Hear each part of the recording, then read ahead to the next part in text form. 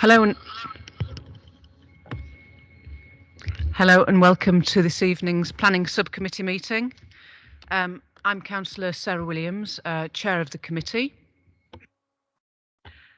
And I'm Councillor Sheila Peacock from Northumberland Park Ward. Councillor Reg Ray, Stockton Hill. Councillor Yvonne Say, Bounds Green. Councillor Peter Mitchell, Woodside. Councillor Luke Wally Harrison, Crouch End. Councillor Julia Gilhall, Muswell Hill. Councillor Viv Ross, Fortis Green. Councillor Dhiren Basu, Seven Sisters Ward. And just to say that Councillor Ogiaho is here for Councillor Morris tonight, so welcome to the committee, Councillor. And officers present tonight are? I'm Rob Szosowski, Assistant Director for Planning, Building Standards and Sustainability. Robin McNocker, Head of Development Management. Justin Farley, Legal Officer. Fiona Ray, Principal Committee Coordinator. And other officers will introduce themselves as and when during the agenda. This meeting is being recorded. All registered speakers should be aware that they will be recorded for live or subsequent broadcast via the Council's internet site or by anyone attending the meeting. Members and speakers are requested to note the information set out at item 2 on the agenda, the planning protocol.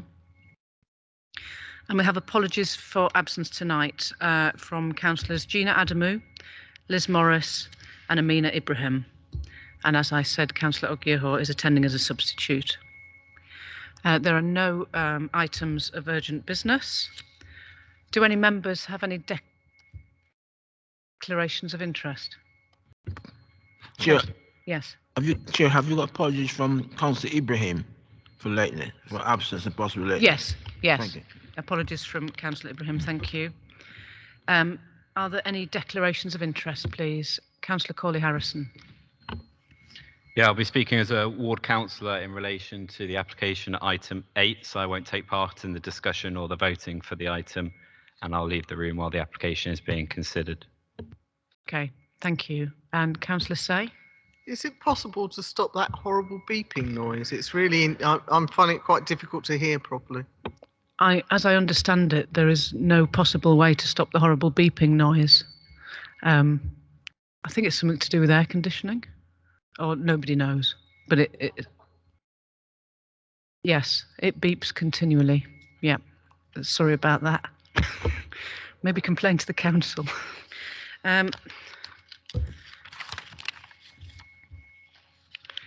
So at item 6, you have minutes in your pack.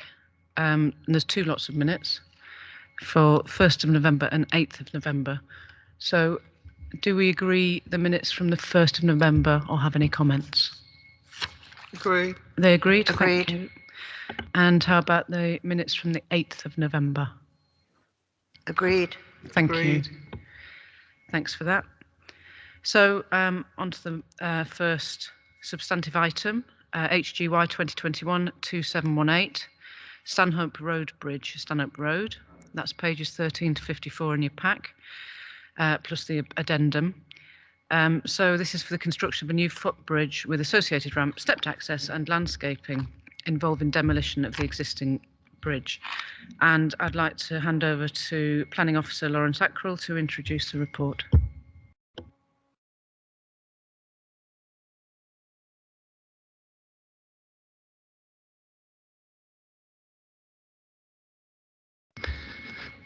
Thank you. I'm Lawrence Ackrell. I'm the Principal Planning Officer that's dealing with this application. So the application site is Stanhope Road Bridge, which is located on Stanhope Road. The proposal involves the construction of a new footbridge following the demolition of the existing bridge, as the existing footbridge and abutments are no longer fit for purpose and need replacing. The scheme proposes to replace the existing stepped access to Parkland Walk from Stanhope Road with a new stair and ramp access to provide step-free access for pedestrians and cyclists. As part of the proposal, 10 new native trees would be planted off-site on nearby streets in Stanhope Road and Avenue Road. There would also be provision of on-site habitat creation and the enhancement of retained woodland. This is a site location plan for the area affected. So the proposal involves a locally listed bridge. It's on the western side of the bridge is within the Highgate Conservation Area. Crouch End Conservation Area is located further north along Avenue Road. The Parkland Walk itself is a local nature reserve designated as a metropolitan site of importance for nature conservation, an ecological corridor, a green chain, as well as metropolitan open land. This is an image of the existing bridge from the south looking north. And this is on the opposite side on the north looking south down Stanhope Road. Here are the existing stepped access, which would be replaced for a ramped access on the southeastern side of the bridge. And on the southwestern side is where the new stepped access would go. So there are a number of local and national policies that support safe, inclusive and accessible environments that can be used safely, easily and with dignity by all, particularly in relation to MOL. So the proposal is supported by the NPPF, paragraph 145, states that local planning authorities should plan positively to enhance their beneficial use, such as looking for opportunities to provide access.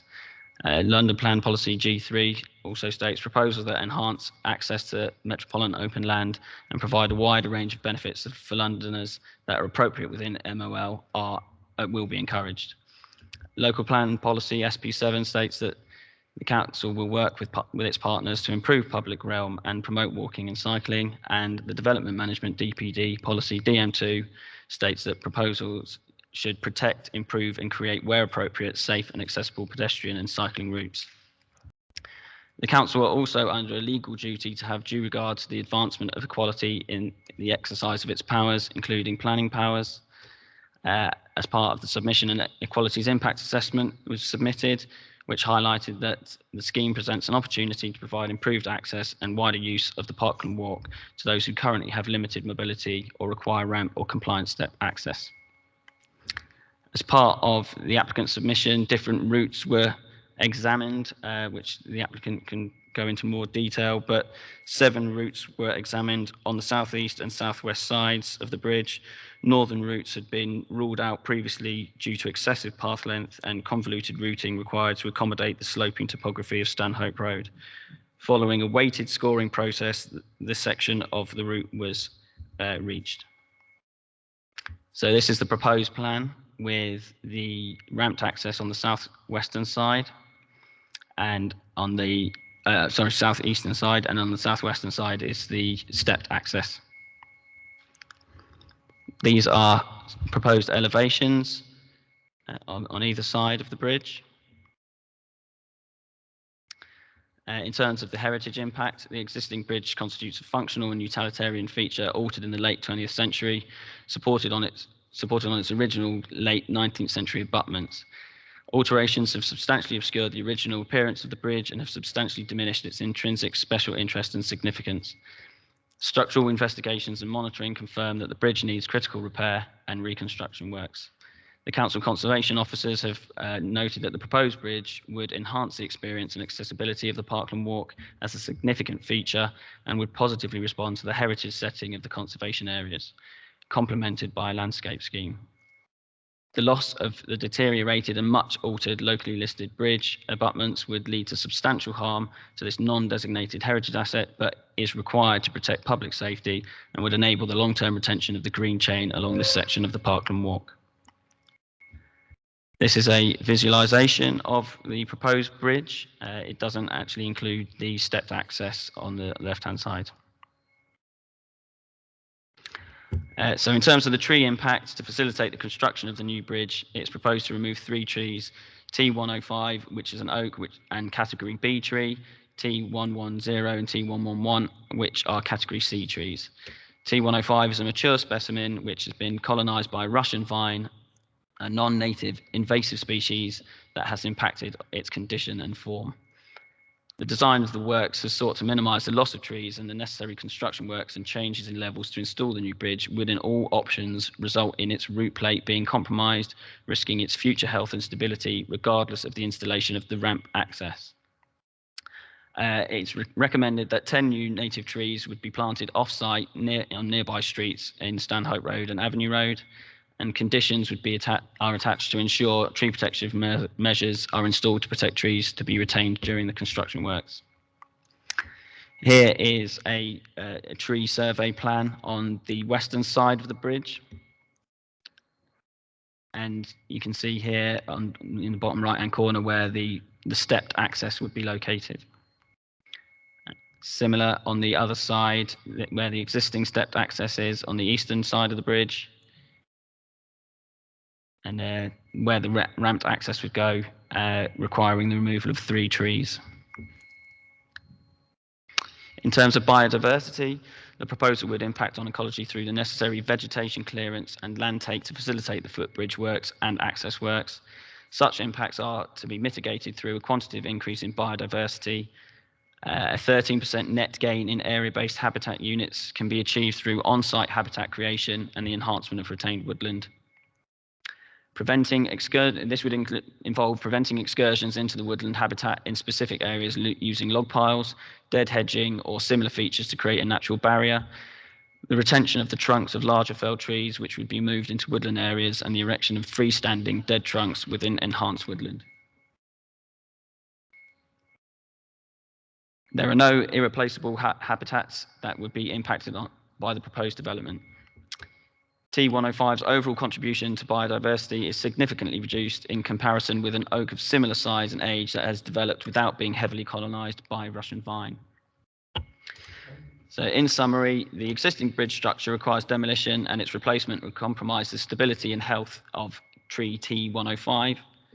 There is a strong local and national policy support for developments to provide improved, safe and inclusive access to metropolitan open land. The proposal would preserve the character and appearance of the conservation area, and the loss of the original parts of the bridge would be outweighed by the public benefits of the development. Loss of trees and biodiversity from vegetation clearance to facilitate the works can be adequately mitigated through on-site habitat creation and the enhancement of retained woodland, and 10 new native trees to be planted off-site on nearby streets in Stanhope Road and Avenue Road to mitigate the loss of canopy cover from the removal of trees. The proposal would not impact upon residential amenity, and highway impacts can be mitigated through the submission of a detailed construction management plan as part of a condition. The recommendation is to grant permission subject to conditions. Thank you. Thank you. Thank you. Do any committee members have any comments or clarifications on the report? Councillor Ross. Thank you, Chair. As I understand it, this was an old Victorian railway bridge that was replaced in the 1980s, early 1980s, but the abutments are still the original Victorian railway brickwork, I presume, and there's a iron sort of girder type bridge that goes over the top. On page 25, it says the bridge was locally listed in 2004 on 6.26. But then in 6.28, it says it's necessary to replace it because it has low heritage significance. And I wonder why there's a contradiction there. If it was listed, it must have fairly high heritage significance because it was listed.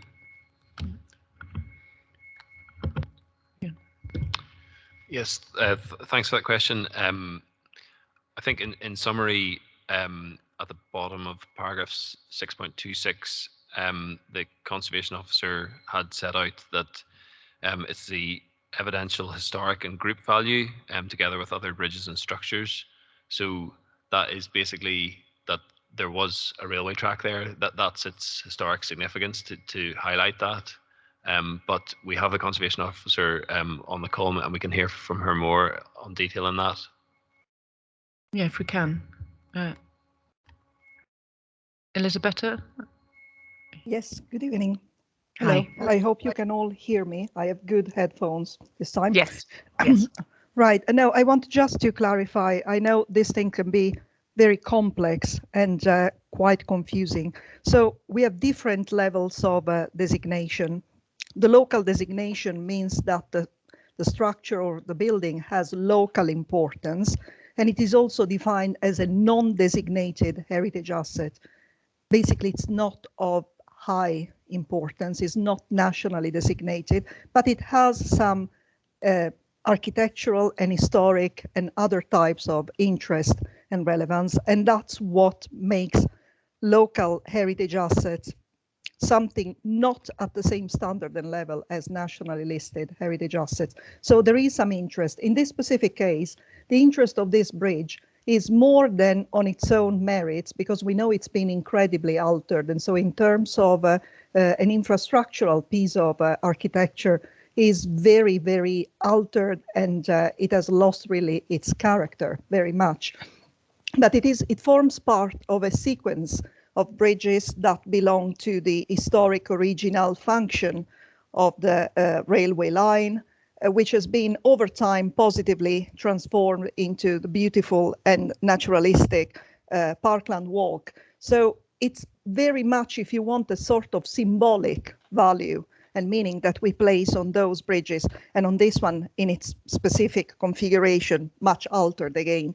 So we have been on site with the full design team and all the relevant council departments, and we have very much had an open and frank discussion, trying to see what could be retained, because that's the bottom line, that's the starting point for conservation, try to retain and repair. But in this case, it was very, very difficult, and it was coming at a very, very risky price for health and safety. So considering that this is not, let's say, a sculptural piece of architecture that can be left like a folly there, but it is very much a utilitarian structure that needs to be used safely by hundreds of users. And it is also an enabler to the, if you want, full rounded holistic experience of the landscape component of the two conservation areas which are crossed by the Parkland Wall, but also the whole experience of the conservation areas as something special, a perfect mix of built and landscaped environment. This building in itself is an enabler, and we need to enable its full safe use to pay respect to the most important heritage asset, which is the conservation area, or both conservation areas. So it's a loss. So that's why the heritage assessment looks at the bridge on its own merits, and it is a loss. But it is a loss that allows to retain and use, even in a better and safer way, the most important heritage asset, which is the conservation area, which is a nationally designated heritage asset. I hope that clarifies a bit more. Thank you. Yes, Councillor Ross. Yes, thank you for that. Am I right in saying then that the Victorian abutments are going to be completely demolished and replaced? I mean, we went to see them on Friday morning, and the tops of them are, you know, the what do you call it, the mortar and all that sort of stuff is coming away, and it's being held up by scaffolding at the moment. But yeah. Is all the brickwork right down to road level going to be replaced? Is that the plan? Over to, I believe that's the case, but do you want to? Yes, that is the case. Right. Yeah. One more, if I may, Chair. Yes. The officer said that the plan or the discussions about where to put the proposed ramp and where to put new steps. You only mentioned southwest, southeast, and northeast corner. Why did you not mention the northwest corner? Is that right? I thought you said it was because it's too steep, but. Yeah, it's the sloping topography of Stanhope Road just made it not viable. The applicant might be able to go into more detail in terms of the routes that they and the scoring procedure of how they came to the conclusion of this this location. But yeah, 7 other areas were examined and considered not plausible. That's all my questions for the time being, Chair. Thank you, Councillor Ross. Are there any points of Councillor Ogiehor? Thank you, Chair. Just to follow up on the last question and your answer, is it possible to go into a bit more details as to why other options for where the ramp is located, why they were not viable? I'm particularly looking at the number of trees that will be lost, considering other location for the ramp, and also particularly interested in the council's tree officer's opinion on the different locations, i.e. how many trees we will lose and plant back. Councillor Ogiehor, we don't normally hear from the applicant team at this stage in the meeting. We don't normally hear from the applicant team at this stage in the evening. We will have an opportunity to ask questions of them a little bit later, if that's all right, if you can sort of hold that thought for a little while. But are there any more points of clarification on the officer report? No? Okay, so if that's the case, then we go over to the objectors, and we have, and forgive me if I don't pronounce this correctly, Giovanna Iozzi? Yeah, and we have Kathy Mears from Friends of the Parkland Walk, and then we have 2 councillors, Councillor Corley Harrison and Councillor Hare. So each of those speakers has 3 minutes each. You can actually split it between you if you wish. And yeah, over to you. Thanks. I assume because you were standing up, it's up to you who goes first. It's totally up to you. You just press, if you look on the little screen, it'll tell you when it's on. Can everyone hear me? Yes, we can, thank you. Yes, Kathy Mears, Chair of the Friends of the Parkland Walk. You may need to lean in a little bit, I think. Okay, I'll sit down. Okay, thanks. Okay, can you hear me now? Yes. Yeah. First of all, I'd like to emphasise that the Friends of the Parkland Walk do not object to the replacement of the bridge itself. Our concerns are focused on the loss of green space entailed in the proposal to put in a high specification ramp in this location, which would necessarily involve significant destruction of trees and vegetation. In our written objection, we drew attention to the failure to consider the usefulness of this location for major new entrance infrastructure. This has to be seen in the context of national, regional, and local policies on climate change and the protection of biodiversity. An overall strategy is needed to review the design and quality of individual entrances to ensure that a balance between access and preservation of the green space is struck across the whole walk and gives good value for money. It was a failure of the Council not to review alternative accessibility options as part of the brief. It also omitted to provide other options in its consultations with local groups and wheelchair users. This led to a meaningless result. In contrast, a petition supporting our position was signed by 450 people. A further flaw in the process has been that the experts involved in judging the suitability of the plans are all either connected to WSP or a part of Haringey, i.e. not independent. Clearly, an objective view is missing from the process. An entrance that provides access at the cost of damage to the amenity that you're providing access to makes no sense. Planning guidance allows for off-site provision in such cases. It must be remembered that this is not a site in an already built-up area. It's a nature reserve and a site of importance for nature conservation and must be treated accordingly. Upgrading the entrances at Homesdale Road, Blythewood Road and Oxford Road would provide far more useful access for mobility impaired users of the walk. The Planning Committee has visited the site, but it was odd that no objectors were present to give an alternative view. They were presumably guided by the people proposing the development. A long access path with a relatively shallow gradient is suggested on the southwest quadrant of the site. We believe this would be of benefit to those with reduced mobility, but not dependent on a wheelchair access being provided elsewhere. The objection from Robin Howarth makes many cogent points and should be carefully considered. This committee must consider the way in which these proposals are in conflict with several key policies. The value of the Parkland Walk is less in the specific species of wildlife that it supports, but more in the continuous and extensive area of green space it provides. Planting replacement trees elsewhere, it's as a so-called mitigation measure for the destruction, in no way addresses this aspect of the loss. If Haringey's repeated claims to be pursuing greener policies in all areas of its operations is to be taken seriously, the sensitive management of its nature reserves must be a top priority. In this case, the replacement of the bridge. But to add on non-essential and highly destructive works is unacceptable. Yeah, that's your 3 minutes up. Thank you. Thank you. Who would like to go next? No. So there's mic on. Can you hear me? Yeah. Okay. So there are two of you sitting there. You're going to split the 3 minutes between you? No. No. Okay. With Haringey committed to the net zero goal, mature trees should clearly be treated as valuable assets in the borough. Sadly, this hasn't been the case with the recent Parkland Walk works, which incurred a huge loss of trees, and the proposals submitted for Stanhope Road continue to fail to prioritise trees. There are so many benefits to preserving trees: flood prevention, absorption of carbon dioxide and cooling, filtering pollutants from the soil, the habitats they offer for so many species. We need to remember that Parkland Walk is not a park, but a green flag wildlife corridor and nature reserve. It should be treated with a special degree of care like other wildlife reserves, such as the Walthamstow wetlands. Haringey's proposals entail the loss of several mature trees, including the much-loved oak, known to locals as the monster tree.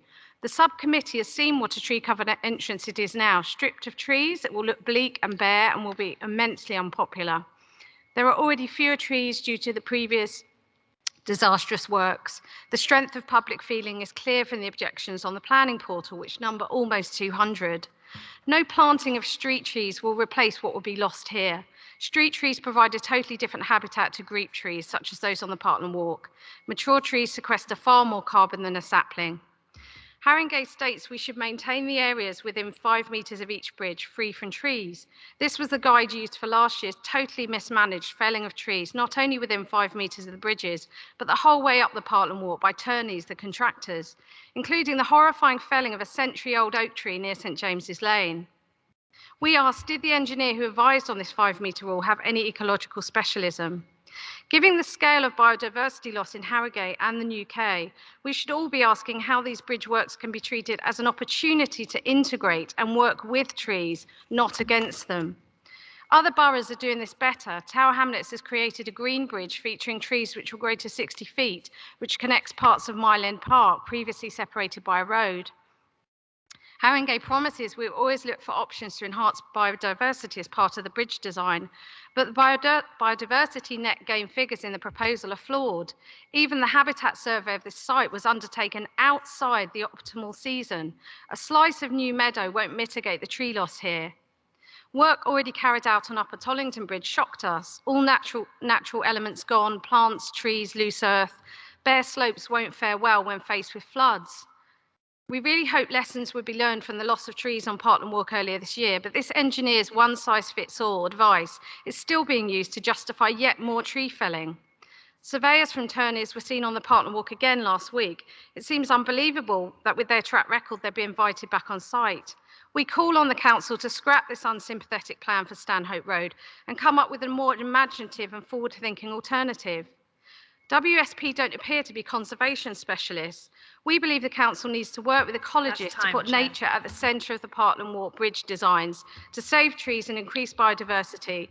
Such expertise would enable the council to seize an opportunity here to protect and improve the Parkland Walk, becoming a beacon of best green practice alongside the council's forthcoming tree and green plans. Thank you.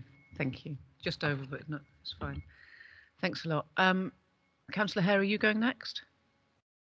Okay, thanks.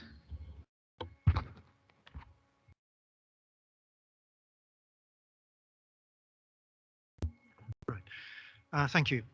I would like to raise 2 or 3 issues. First is the nature of the path, the choice of the route of path on the southeast side. As countless numbers of dog walkers have created a easily followed trail from the pavement there up to the Parkland Walk, demonstrates that an alternative gently sloping path up the side of the embankment would be practical and possible. And it would allow the retention of Oak 105 to be attempted. And while close to the construction, most of the roots of that tree would be retained, and the chances are that the tree would survive. The location of the access path in that, on that side would prevent the intrusive viewing that will occur as people walk up and down the zigzag path into the windows of Thirsk Cottage, which will be much the same height as them.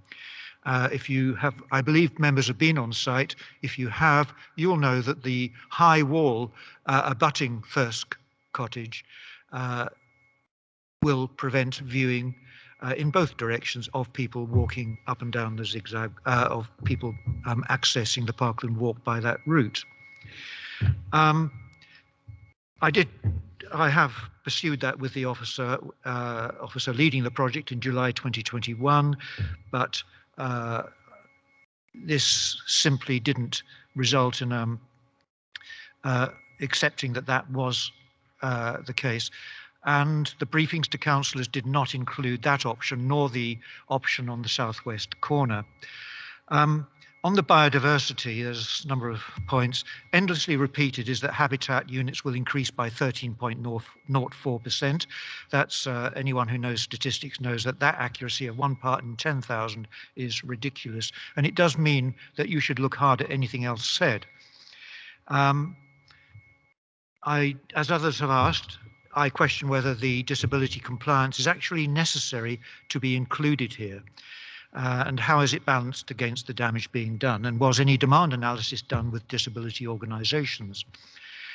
I note that the whole proposal is deeply unpopular, with 180 objections and a 500 signature petition against it. I'd like to suggest 3 conditions.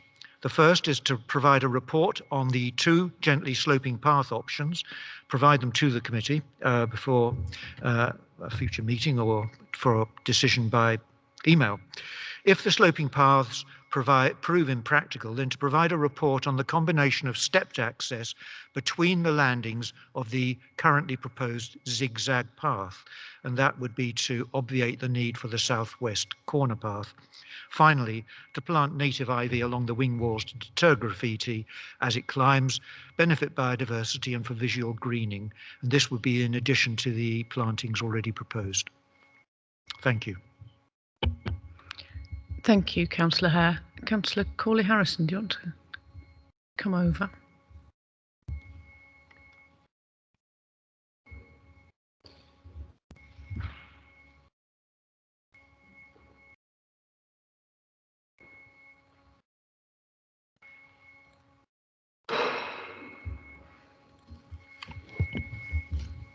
Ready?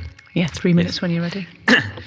So trees are cut down in Haringey on an almost daily basis. In fact, 2 street trees were removed less than 100 yards from this application site just last week by the council, which are likely to become 2 of the 10 replacement trees that are proposed as part of the application. However, the level of objection and consternation at the removal of these trees for this project is unique. This demonstrates the significance of these mature trees, particularly the oak, which could easily be categorised as a grade A tree due to its age-positive impact and positioning from street level, and the significance of the canopy cover in the Parkland Walk. Haringey Council declared a climate emergency in 2019, and that in itself includes the protection not just of individual trees and biodiversity, but of unique green spaces, such as the area this application intends to remove. However, in addition to the removal of the trees, I believe that this application is flawed and has been flawed from the off. The design presented includes an urbanised concrete access ramp, replacing the existing sympathetic natural style steps, whilst adding a similarly harsh designed and unintegrated new step access on the opposite side of Stanhope Road. This would create a new overly developed appearance to the entrances of both sides of the bridge that is not sympathetic to either the walk or the conservation areas that it abuts. The design process, while claiming engagement, provided little exploration of alternative designs that would mitigate the problems raised by objectors that were proposed by ward councillors, residents and local groups, such as a longer access path in the top left quadrant southeast quadrant, as Councillor Hare mentioned, an access ramp that extended beyond the original project red line, or an access path that was contained underneath and within the bridge itself, wrapping around the structure instead of on the verges. None of these suggestions were properly considered by the project team once their preferred option was decided at an early stage by the engineering team. The bridge surface itself, a concrete mixture, extends far beyond the bridge at a level higher than the existing pathway, putting further trees in jeopardy of root damage and therefore removal once the construction commences. This is outlined in the tree plan but doesn't get a mention in the report. If, as expected, these trees are also removed as a result, the project would remove a further 5 trees, taking the total to 8. The report states the oak and its root plate would be at risk due to this surfacing, even without an access ramp. However, this only applies if this particular type of surfacing is used for the bridge. Other options could and should be considered, such as a vaulted surface or a grid-filled surface so the roots are not impacted. Alternatives are available, and I would ask that you refuse this application on the grounds that it fails to comply with policy DM19 and consider the representations of residents and look at alternative designs before the application is accepted. Thank you. Committee, have you got any questions of the objectors, please? I've got Councillor Mitchell and then Councillor Ross. Well, I'm not sure whether it's to the objectors or perhaps to the planning officer, but in the light of what we just heard, so for the Friends of Parkland Walk, stated that adding non-essential works was not acceptable, i.e. the ramp, and was asking for wheelchair access to be provided elsewhere along the Parkland Walk. And Councillor Hare asked whether disability compliance was absolutely necessary. So I just welcome some clarification on that, because the planning officer in his introduction made it clear that there were obligations at national level, London plan level, as well as our own Haringey Council policies on access. And the Equality Impact Assessment that we received also sets out the Equality Act requirements and the public sector equality duty on the council. So I guess my question is, can we really consider disability access as not being necessary? And what about this suggestion of off-site provision? Because surely we wouldn't allow that with a building that we were looking at. We wouldn't say, well, it's not accessible, but we'll put a ramp in at some other building. So is it any different with something like a bridge? That's my question. Thank you. Thank you.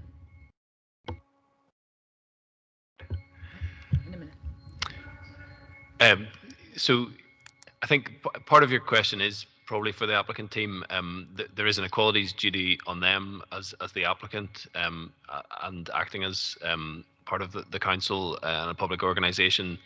That obligation also then does fall to the local planning authority.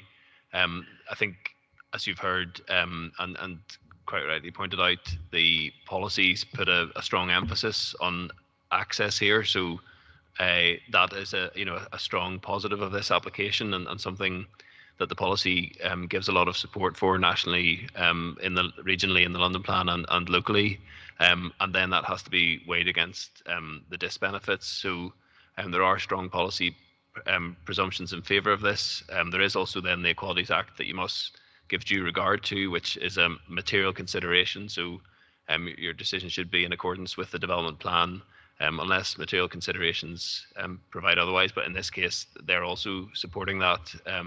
So for you as decision makers, you can weigh those up in the balance. But as I say, there is a strong policy presumption in favour of providing the access here. Thanks. And Ms. Mears, would you like to come in as well? Yeah, thank you very much.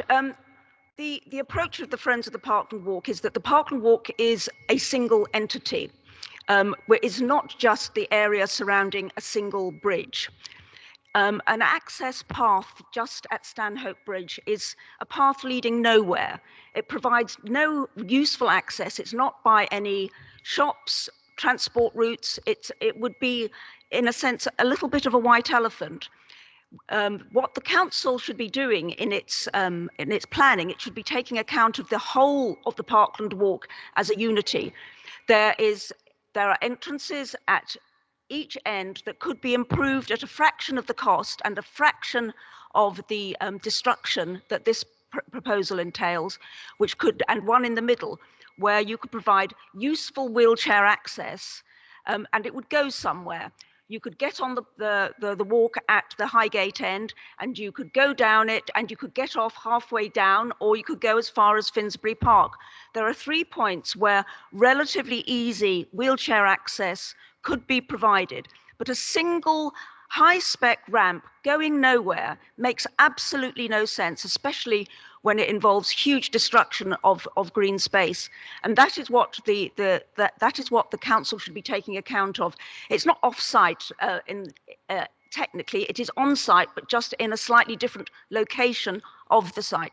Just as if you were going to provide wheelchair access to a listed historic building, you wouldn't just put a lift right through the historic staircase. You might decide to put one to the side of the building. So this is the point that we are trying to make in our objection. Thank you. Thank you. Any other Councillor Ross and then Councillor Say afterwards. Thank you, Chair. On that particular point, surely if a wheelchair access ramp was put on one of the other entrances to the Parkland Walk, you'd have the same problem, that it would have to be built to a certain specification and might well take out trees. Yeah, can I just answer that? The places I have mentioned have a much more amenable gradient that wouldn't, and location. Obviously, you're not so familiar with the Parkland Walk, but there's already a level access at Blythewood Road, which is halfway along, which only needs a little bit of more sympathetic surfacing. At Oxford Road near Finsbury Park, there is a very shallow gradient that could easily be improved without destruction of any green space. And at Homesdale Road, there is already quite a wide path that, with a little bit of mitigation of the gradient, would not result in the destruction of any trees or green space. So, I mean, I'd be delighted to walk along there with you and show you what I mean, but I don't suppose that's going to be possible, but yeah. Thank you. You want to come back, Councillor Ross? I've got another question for one of the other objectors. Okay, okay. Yeah. Can I go ahead, yeah? Yeah, please do. Okay, the second question, the objector on the left there mentioned the monster tree, and I had a good look at it on Friday. And my understanding is that Russian vine kills trees. So I don't know whether maybe the objector or maybe the arboriculturist could answer that question, whether that oak tree actually is not viable maybe in 2 or 3 years or 10 or 15 years. I'd like to bring in, we do have our tree expert with us. Mr. Fraser, would you like to come in on that? Hi. Russian vine won't kill a tree, but what it does, it greatly suppresses it. And it'll cause a tree, once it's established in a tree like this one, it really degrades its quality and its health. If you look at the tree now, it's almost completely engrossed in the vine, and there is sporadic branches coming out of the top of the tree with thinning canopy. It is not in a great health. If I can come back then, would it help if it was pruned or trimmed? Best thing to do would be to remove the vine completely from the tree and then monitor it if it's to be retained. The vine does provide habitat as well, as I think you said in your report. If you could speak through the chair, that'd be helpful. Oh, sorry. Thank you. Would you like to comment? Yeah, it was just to point out that the vine, as I think Mr. Turner pointed out in his report, does provide habitat, and the tree has been there for a significant amount of time. We'd want that to be explored in a bit more depth at this stage, rather than just saying that it's, it is a category B. And as pointed out by the councillor here, it also has very high value in terms of its visual amenity, which is obviously another point of valuation for trees in terms of the mental health value and the view from the street below. Okay, thank you. No, Councillor Say. I was going to ask about the tree as well. It's all right. I'm just mindful of time. We've got 3 substantive items this evening, and I know how much everyone moans when we're here at 10:30. So we've still got quite a lot more to do on this item. So go on then, last one. Nobody else. Thank you, Chair. It was a quick one to Councillor Hare. You mentioned overlooking First Cottage. Very similar situation on the Parkland Walk in Muswell Hill, where the entrance to the Grove up from the Parkland Walk is has got high fencing around it to stop overlooking the house on Springfield Avenue. And I wondered if that was what you meant, Councillor Hare. Thank you. At the moment, because the oak tree and its creeper are there, the cottage windows are very much screened by the tree, and I think any sense, if you lived in the Thirsk cottage, that you were being looked at from the Parkland Walk is very much less for that reason. And there's no doubt that the zigzag path as proposed would really lead to quite a lot of looking into, or ability to look into those windows. And I think the occupants might find that quite, it would be a very big change for them, there's no doubt. The other point is that currently, I know that you don't have a view that you can protect in planning terms, but at the moment, the view that they have, and indeed anyone on the road approaching it from the south is of a very green slope with strongly treed. And the works proposed, if they result in the removal of the oak tree and much of the greenery, will be heavily engineered, as Councillor Corley Harrison said, a heavily engineered view. And that's a huge change. So I think that if there are alternatives, they really need to be examined. And at the moment, councillors, when we had our meeting and our briefing, were not shown the options of the more gently sloping paths, either in the southwest, as the Friends of the Parkland Walk have suggested, or in the southeast, as I suggested. And I think those would be potentially very much less intrusive, less intrusive visually for everyone, and deserve to be explored before this decision is taken. Thank you, Councillor Hare. So I think we can now move to the applicant team. Where are we? Here. You have 12 minutes. You don't have to use it all up, and you can split it as you see fit. Thank you, Chair. If you could introduce yourselves, please. Chair, members, Planning Committee, good evening. My name's Simon Farrow. I'm the Council's interim head of Parks and Leisure and the applicant for this planning application. Thank you for giving me the opportunity to speak for this application. Before I begin, I'd just like to thank the officers for producing a very comprehensive and balanced report. Extensive studies have revealed that the existing bridge structure is unfit and must be replaced. Its replacement represents our first major building intervention on Parkland Walk. Every effort has been made to deliver a bridge design that responds to the existing conditions and sensitive surrounds. My project team has engaged in pre-application discussions with ward members, officers and local stakeholder groups. These discussions have informed what is a simple but attractive design that responds to the local environment in a positive way. In particular, steel Warren truss for the bridge deck was selected as it is the most structurally efficient use of materials. It provides the most sustainable approach and will deliver a design life expectancy of 120 years. Proposals have also been developed to maximise the potential of the public realm as an accessible, usable, safe space that is easy to maintain. Several options were studied against a set criteria, and the assessment concluded that the proposed bridge design achieves the most balanced outcome against the criteria.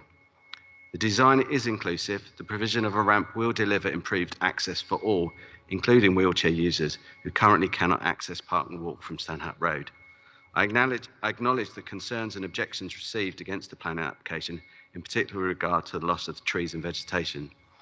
However, a balance has to be struck between the need to replace the bridge with a new bridge and ramp and step access that meet current design standards, and the need to protect the biodiversity of the nature reserve. Mature oak will be removed due to its proximity to the new bridge and the resultant change of levels. This provided an opportunity to concentrate the ramp access in the location of the oak tree, thereby minimising the wider impacts on other trees within the vicinity of the development. Furthermore, the proposed landscape designs will deliver more than 10% net gain in biodiversity units. This, together with the requirement to provide mitigation in the form of the new street trees, will result in a development that will significantly improve biodiversity. Overall, the proposal represents a significant improvement that will benefit the users of Parkland Walk for generations to come. Thank you. Thanks. Chair, I don't think we want to say anything You else. don't want to say anything else? I think we're happy to answer questions. Okay. So over to the committee. I think we should start with Councillor Ogiahor, because you had questions earlier. Yeah. Sorry, just a plea to please speak quite loudly. The beep and being partially deaf has made this meeting very difficult for me. So if you could just maybe speak right into the speaker for my benefit, I'd be really grateful. So yeah, just to sort of go back to my initial question when I jumped the gun a bit. I've never sat on a committee before, so apologies. I just wanted to get a bit more idea from the applicants and of course from Fraser as well, if you can contribute. What other options have been explored? And also it would be good to know the precise sort of impact on the trees that this, is this really the best option with regards to the loss of trees or the sort of the net gain after you've built new trees? So I'd really like to get both Fraser's views as well as the applicants.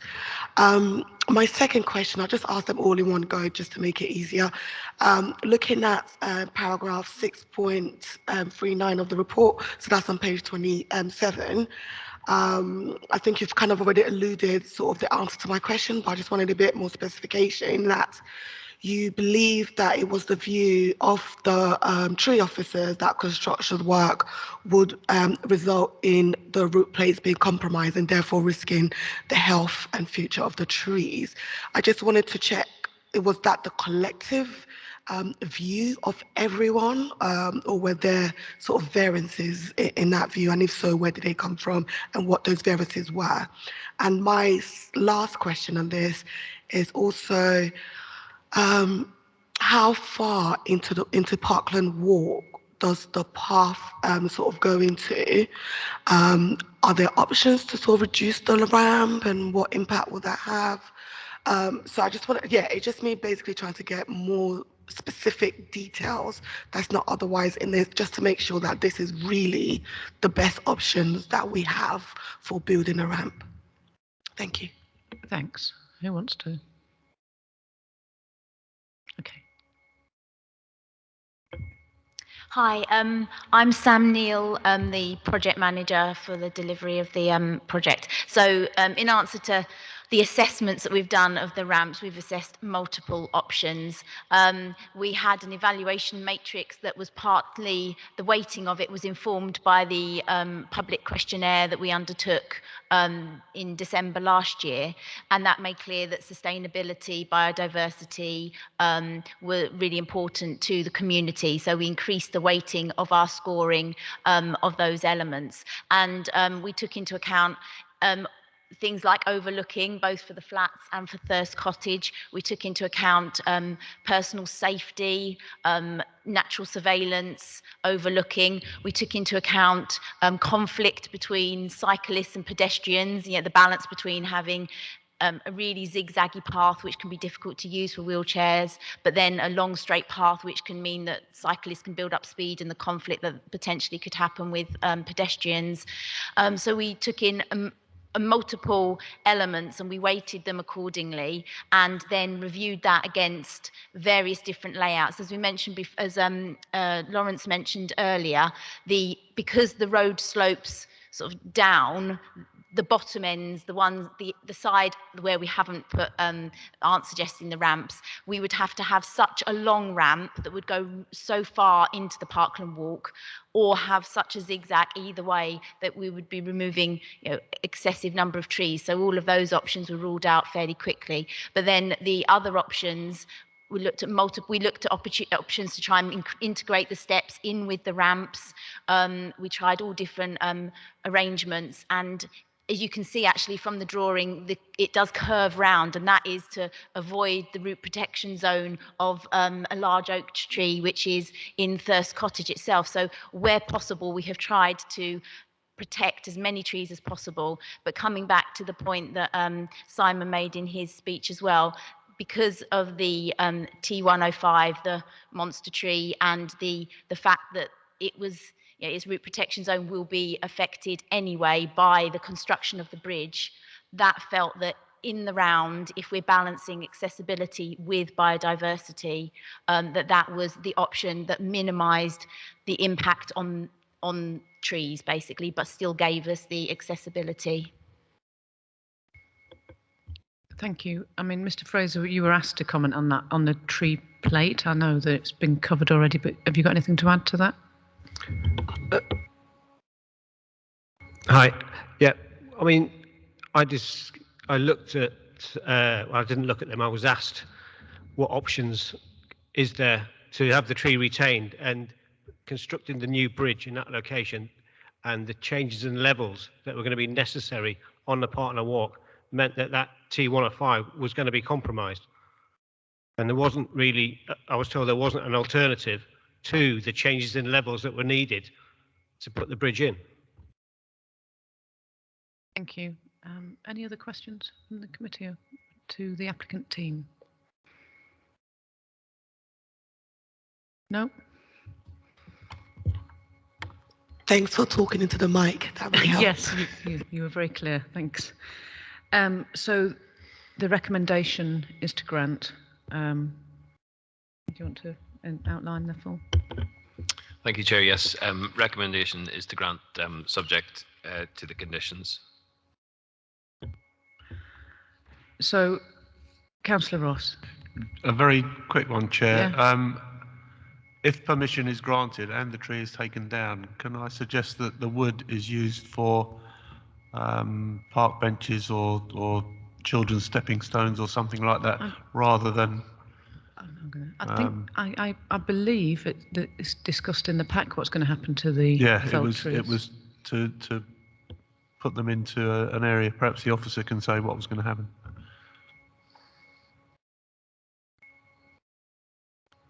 Applicant team.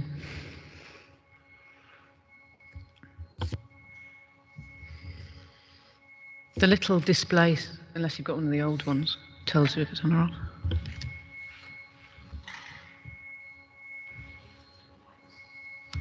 Councillor Ross, you need to switch. Thank you.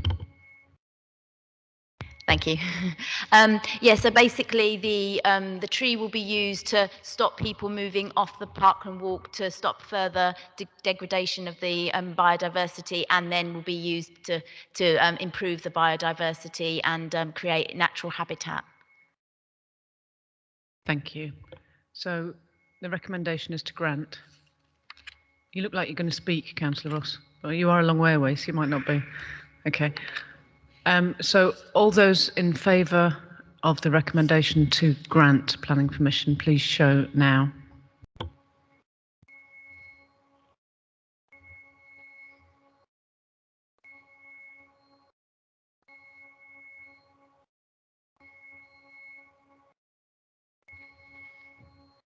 And all those against?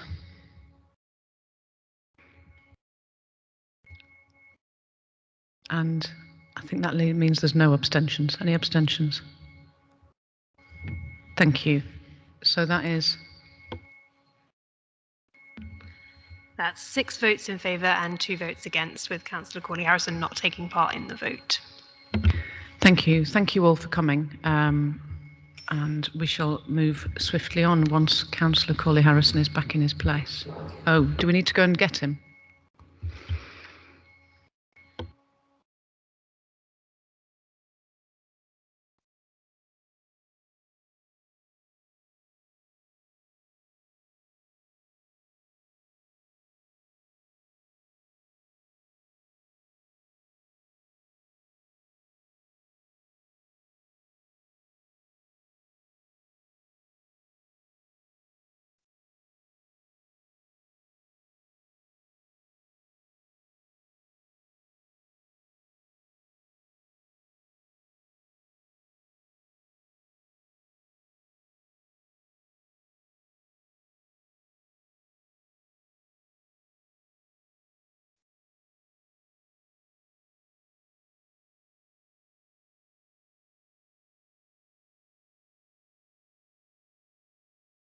Okay, on we go. So we move on to item 9, HGY 2021-3186, Unit 7, Unicorn Works, 2125 Garman Road. Are we all in place? Yeah. So this is page 55 to 102 in your pack, and with something in the addendum as well on this, on the parking. Erection of a 2-storey replacement light industrial unit. And I'd like to hand over to Planning Officer Tanya Skelly to introduce the report.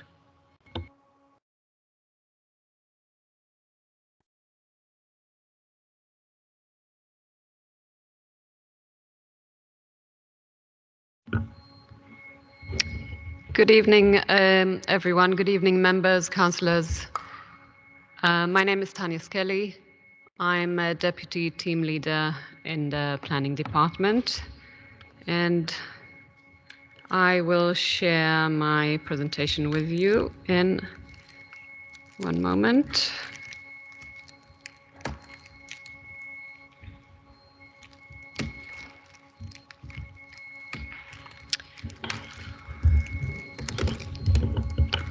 So item 9 is to present the site at 21 to 25 Garman Road in N17, and the proposal is for the erection of a 2-storey replacement light industrial unit.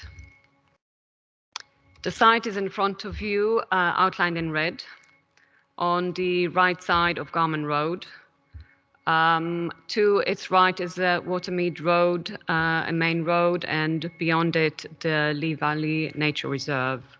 It is located within the Garman Road Industrial Estate and has been subject to fire a couple of years ago. This is the site as you see it today. On the right side where the arrow is, there are no buildings on the site anymore, and the unit to its right has burnt down as well, and it is currently vacant. Tanya, can I just ask you to make that full screen? Sure.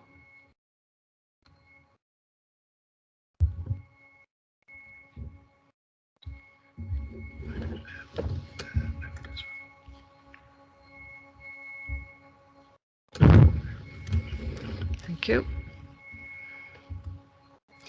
This is the building as it used to appear, called the Unicorn Works, and this is the front elevation looking from Garman Road.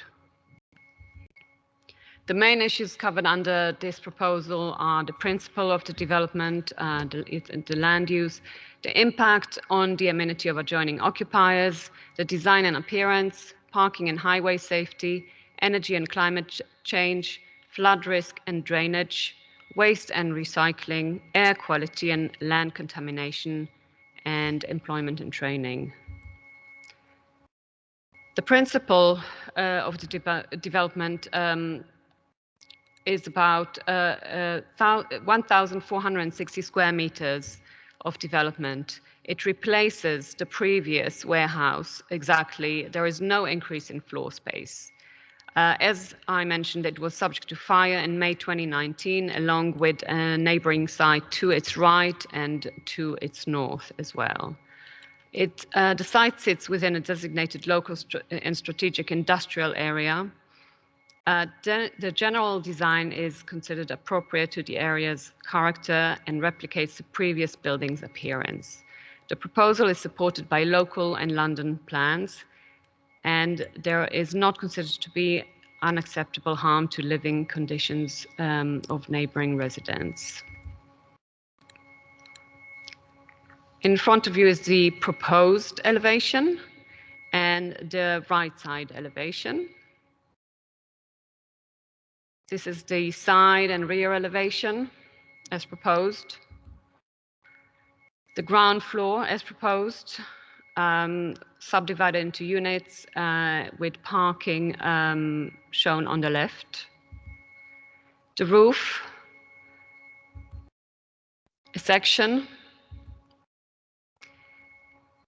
In terms of energy sustainability and drainage, it is provided with thermal insulation, solar panels, automatic meter reading devices, and further mitigation via energy and sustainability plans secured via legal agreement. There is not considered to be impact on drainage subject to condition. In terms of transport, there are 3 loading bays proposed and 2 parking spaces, which include 1 disabled bay. Cycle storage is proposed on site and secured by condition. A commercial travel pad is secured via legal agreement, and financial contributions to remedy the public highway following construction. Employment initiatives and apprenticeships are secured via legal agreement, as well as carbon offsetting. The recommendation is to grant permission subject to conditions and legal agreement. And I wanted to note a final revision has been received to include the amendment to the parking, as I have just shown. Otherwise, there are no changes. Thank you. Thank you. Do we have any questions of clarification on the report, please, committee? Yeah, Councillor Mitchell. Thanks. I wondered, given that there are projected to be 18 employees in total across these units, why there were 36 cycle places being provided, long stay cycle places. And on the car parking, I just looking at the addendum that we also received, well, there seemed to be, in the main documents, there seemed to be some debate about the number of places, car parking places. So while it proposed 8, Transportation did point out that the sort of formula would only give 5. But I mean, it did strike me when we visited on Friday that it was quite congested down that road. And I wondered, given what's in the addendum about sort of coordinating deliveries and so on, given that this site will be a number of separate units, 7 units, I think, in total, so different organizations occupying those, how realistic it was that they were going to coordinate service deliveries and therefore minimize the need for service bays or whatever. Thanks. If I can just take that one, Chair. We do have Stefan from the Transportation team who's prepared those comments. I think as a sort of summary, in this case, with there previously being a building and an established position, it's been about finding a balance between the applicant's expectations from having had that floor space and that building in place, and then really modernising that to meet current standards in terms of parking and layout, and finding that balance. But Stefan can talk about that in more detail. Thank you, Robbie. Councillor, I'd just like to explain the rationale for the number of car parking spaces and loading bays. As you know, the existing parking arrangements are quite congested and suboptimal. We have tried to work with the applicant to come to a layout that works well and is still compliant with the London Plan parking standards. So this is why we've come to 3 loading bays to respond to the needs of the development, and 2 car parking spaces. Thank you. Are there any more comments or questions on the report?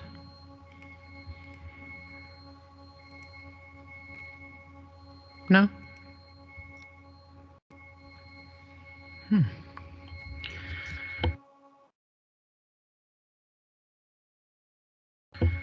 Well,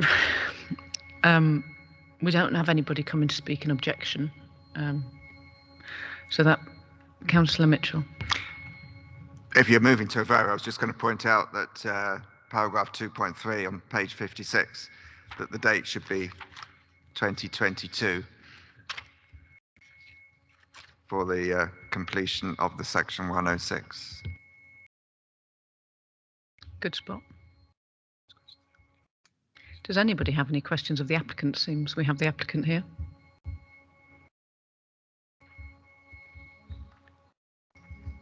Yes. I was just going to say, I used to occupy Unit 3 for 20 years, and I can squeeze 4 cars in front of my space if I need to. So that gives me potentially 12 spaces across the front. But of course, if you want to bring goods in, then you've got to start moving cars or vans. But in terms of the 7 units, Units 1, 2, 4, 5, and 6 are owned by the same family, so they have quite a large business. So they occupy probably 2 units in the front.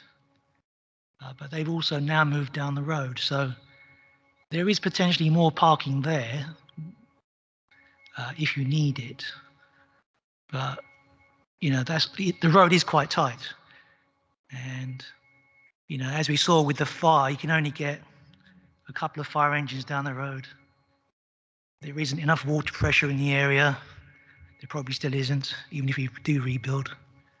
So the area does have problems, and you know, even the pavements in Tottenham and all the industrial areas, they all have problems. So it's not only Garment Road that needs reinstating, it's the whole of, you know, anywhere from Garment Road to the Spurs ground needs work. So, you know, we're doing our best to rebuild when it happens. And we've managed for, I guess, since 1985. So it's quite a long time. So the car parking issue isn't really an issue for us. That's all I have to say. Thank you. Thank you. So the recommendation is to grant. Yes, Chair. That is correct that it's recommendation to grant subject to conditions and a section 106 amending paragraph 2.3 to read 18th of the 1st 2022. And there were no alterations in the addendum, but there was an amended drawing in the presentation. So recommendation is subject to those changes. So all those in favour of the recommendation to grant, please show now.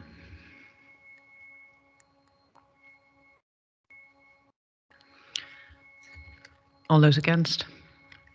Any abstentions? So that's unanimous, wasn't it? It's unanimously carried. Thank you.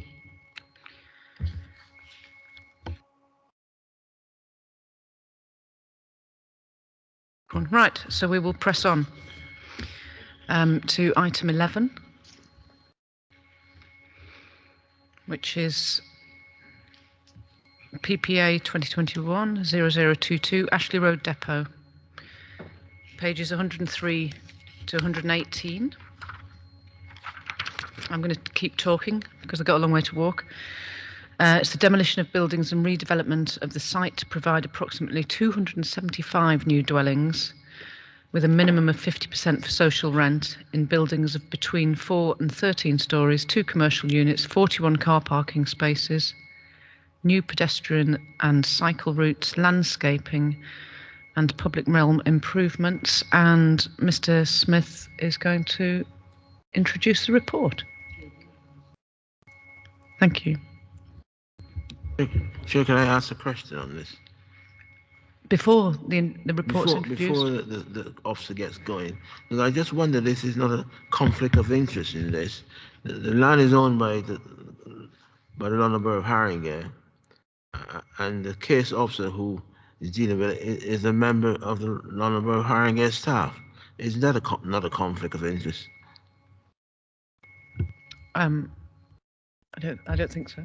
Over to you.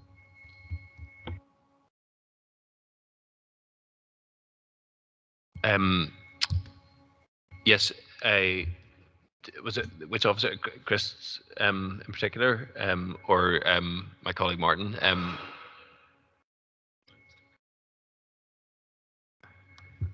Were you talking about Chris or Martin? Who we? Well, the principle is what I'm trying to get to. Right, yes, okay. The land is owned by the council, and the person who's dealing with these matters is also an employee of the council. Wouldn't it be better if you separated out the roles? Somebody external was dealing with the presentation and okay, site sorry. generally.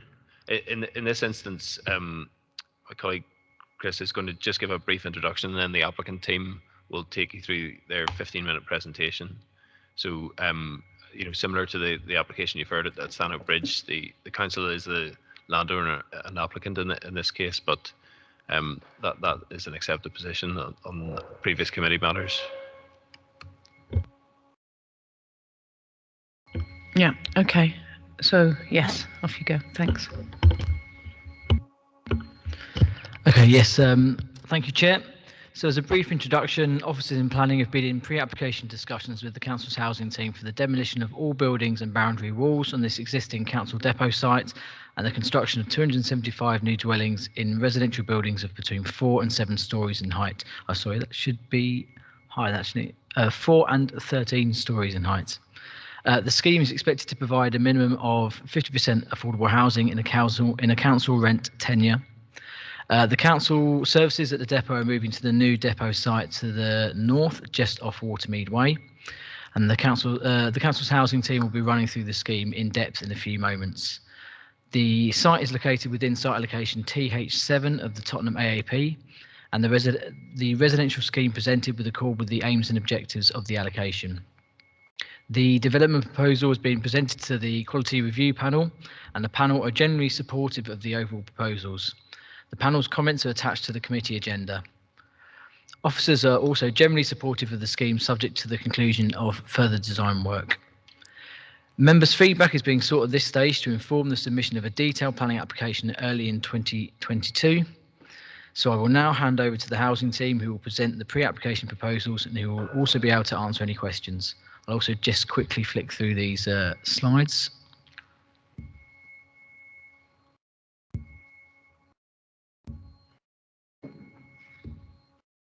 So yeah, thanks for that. The housing team can now commence. Over to you. Can you introduce yourselves when you start to talk? Thank you. For sure. Hi, my name is Mark Stallard. I'm part of the council's house building team. No, already I'm going to have to ask you to lean into your microphone, please. Or pull the microphone towards you, whichever's more comfortable. Hi, can you hear me? Yes, that's better, thank you. Hi, I'm Mark Stallard. I'm part of the council's house building team, so I'm the applicant in this case. Hello, my name is Jo McCafferty from Levitt Bernstein. We're leading the architectural and landscape design. And I'm Martin Cowie, planning advisor to the housing delivery team. Your microphone wasn't on, Martin. No. And I'm Martin Cowie, planning advisor to the housing delivery team. Thank you, Chair. Apologies, just wait for the screen share, just one moment. Thank you.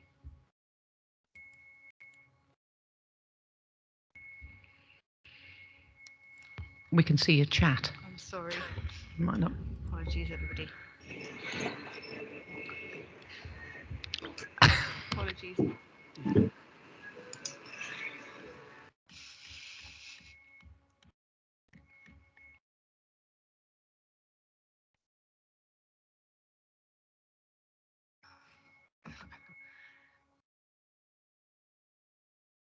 I think perhaps I'll just have to scroll. Apologies. So in terms of the overall design, as Chris set out, the scheme has a series of very important aspects of the brief. Yeah, people aren't going to be able to hear you. You've really got to lean in or just put the mic really close to you. So is that a lot better? That's really good, thanks. No problem.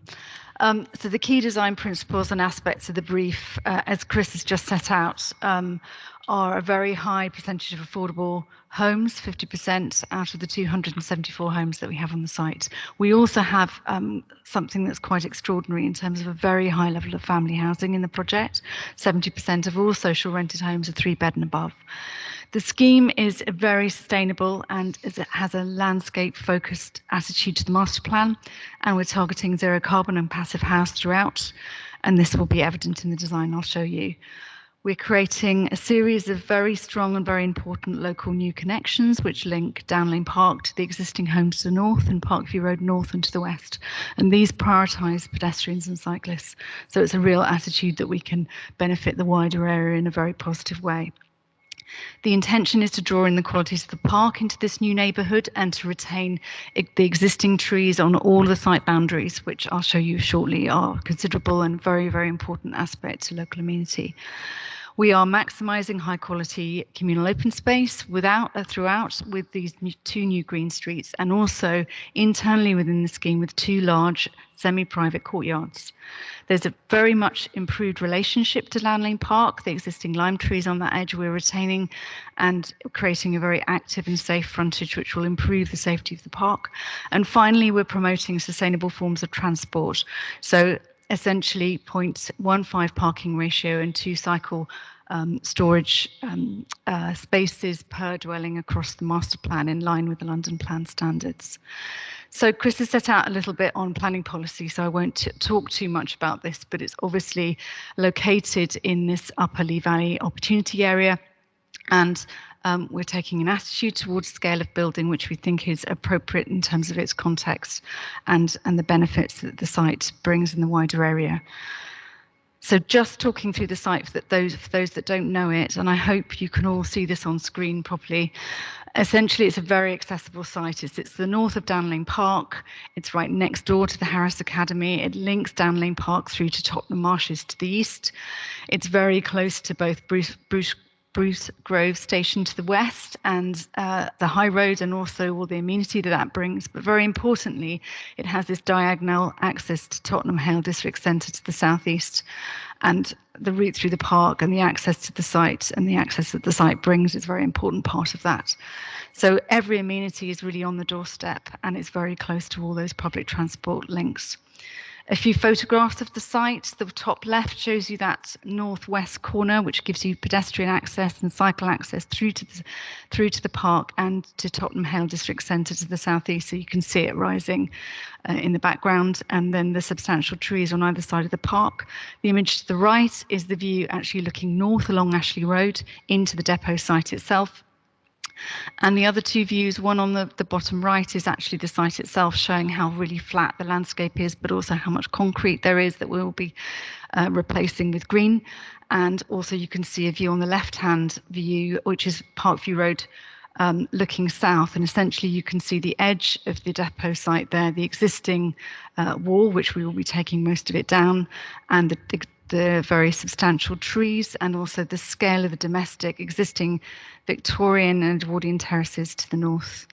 So the master plan that rises out of all of those fantastic qualities of the site and the surrounding area is really born from drawing the quality of the marshes into the site, but also drawing the quality of Downlane Park into the site and creating these two new connections that you can see in the diagram on the right-hand side, one which will be pedestrian and cycle only, and one which was really drawing the qualities of the marshes through with green and blue infrastructure, but also transport movements for cars, for residents only.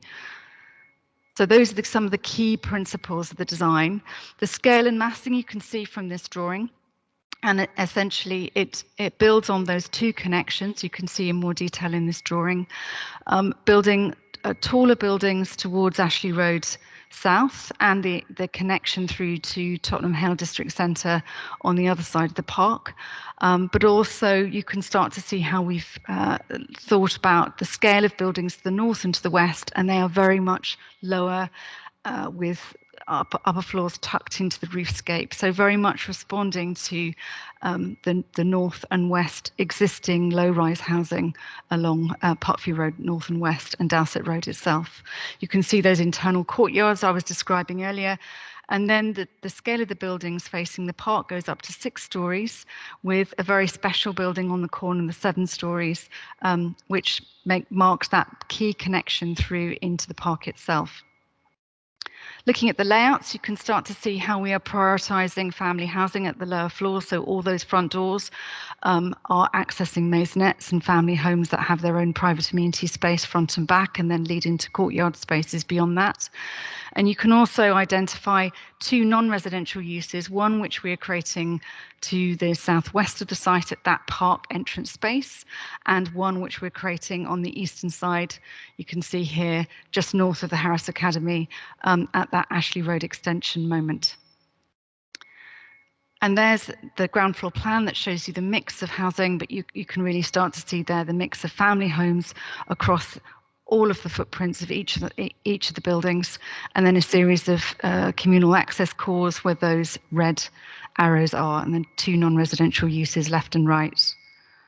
The housing mix, I'm sure we can come back to, but as we set out, 274 homes, over 50% social rent, and slightly under on terms of private sale, and then the figures there by Haberum. The distribution and mix of housing is very important across the site in terms of tenure, and you can start to see how we've really mixed both the sale and the affordable homes together. So everyone has access to the communal courtyards at the back, but also you can start to see how we've got social rented homes facing onto the park, as well as outright sale homes doing the same thing. In terms of parking, the parking arrangements are really setting the majority of car spaces to the east of the site. In total, we have 42 spaces, which gives this proportion, as I was describing earlier, of 0.15 spaces per dwelling. And you can see also how we are tucking some of the parking under the base of Building C in a podium. So essentially, this is all for residents' use only. And you can see those 17 bays outside. The majority of those are also for wheelchair users, and the wheelchair homes are in Building C, so they are closest in close conjunction with those wheelchair spaces. You can also start to see how we are developing drop-off spaces and zones throughout the master plan for the residents themselves. The landscape component, I will quickly move on, but is key to this master plan and key to the success of the housing in the future. And this is the park edge interface in that condition. So you can see how we are really improving that.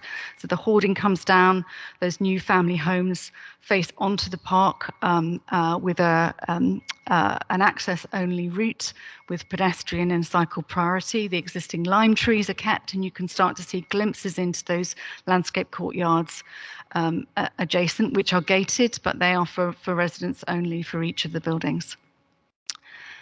And then the Ashley Road Gateway is the extension, which is this vehicle route for residents only. You can see the bollards at that end, and you can start to see how the non-residential functions at the base of that building really wrap that corner and activate that corner, and how much work we're putting into the public realm to really improve those interfaces.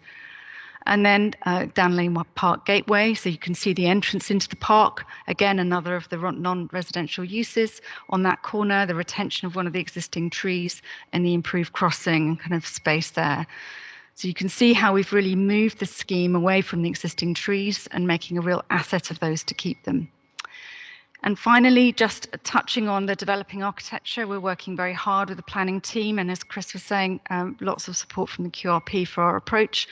You can start to see the tall building, which marks that Ashley Road extension in this location with a sort of framed facade, which keeps the balconies sort of enclosed in the body of the building, but it also gives some screening for that southerly aspect.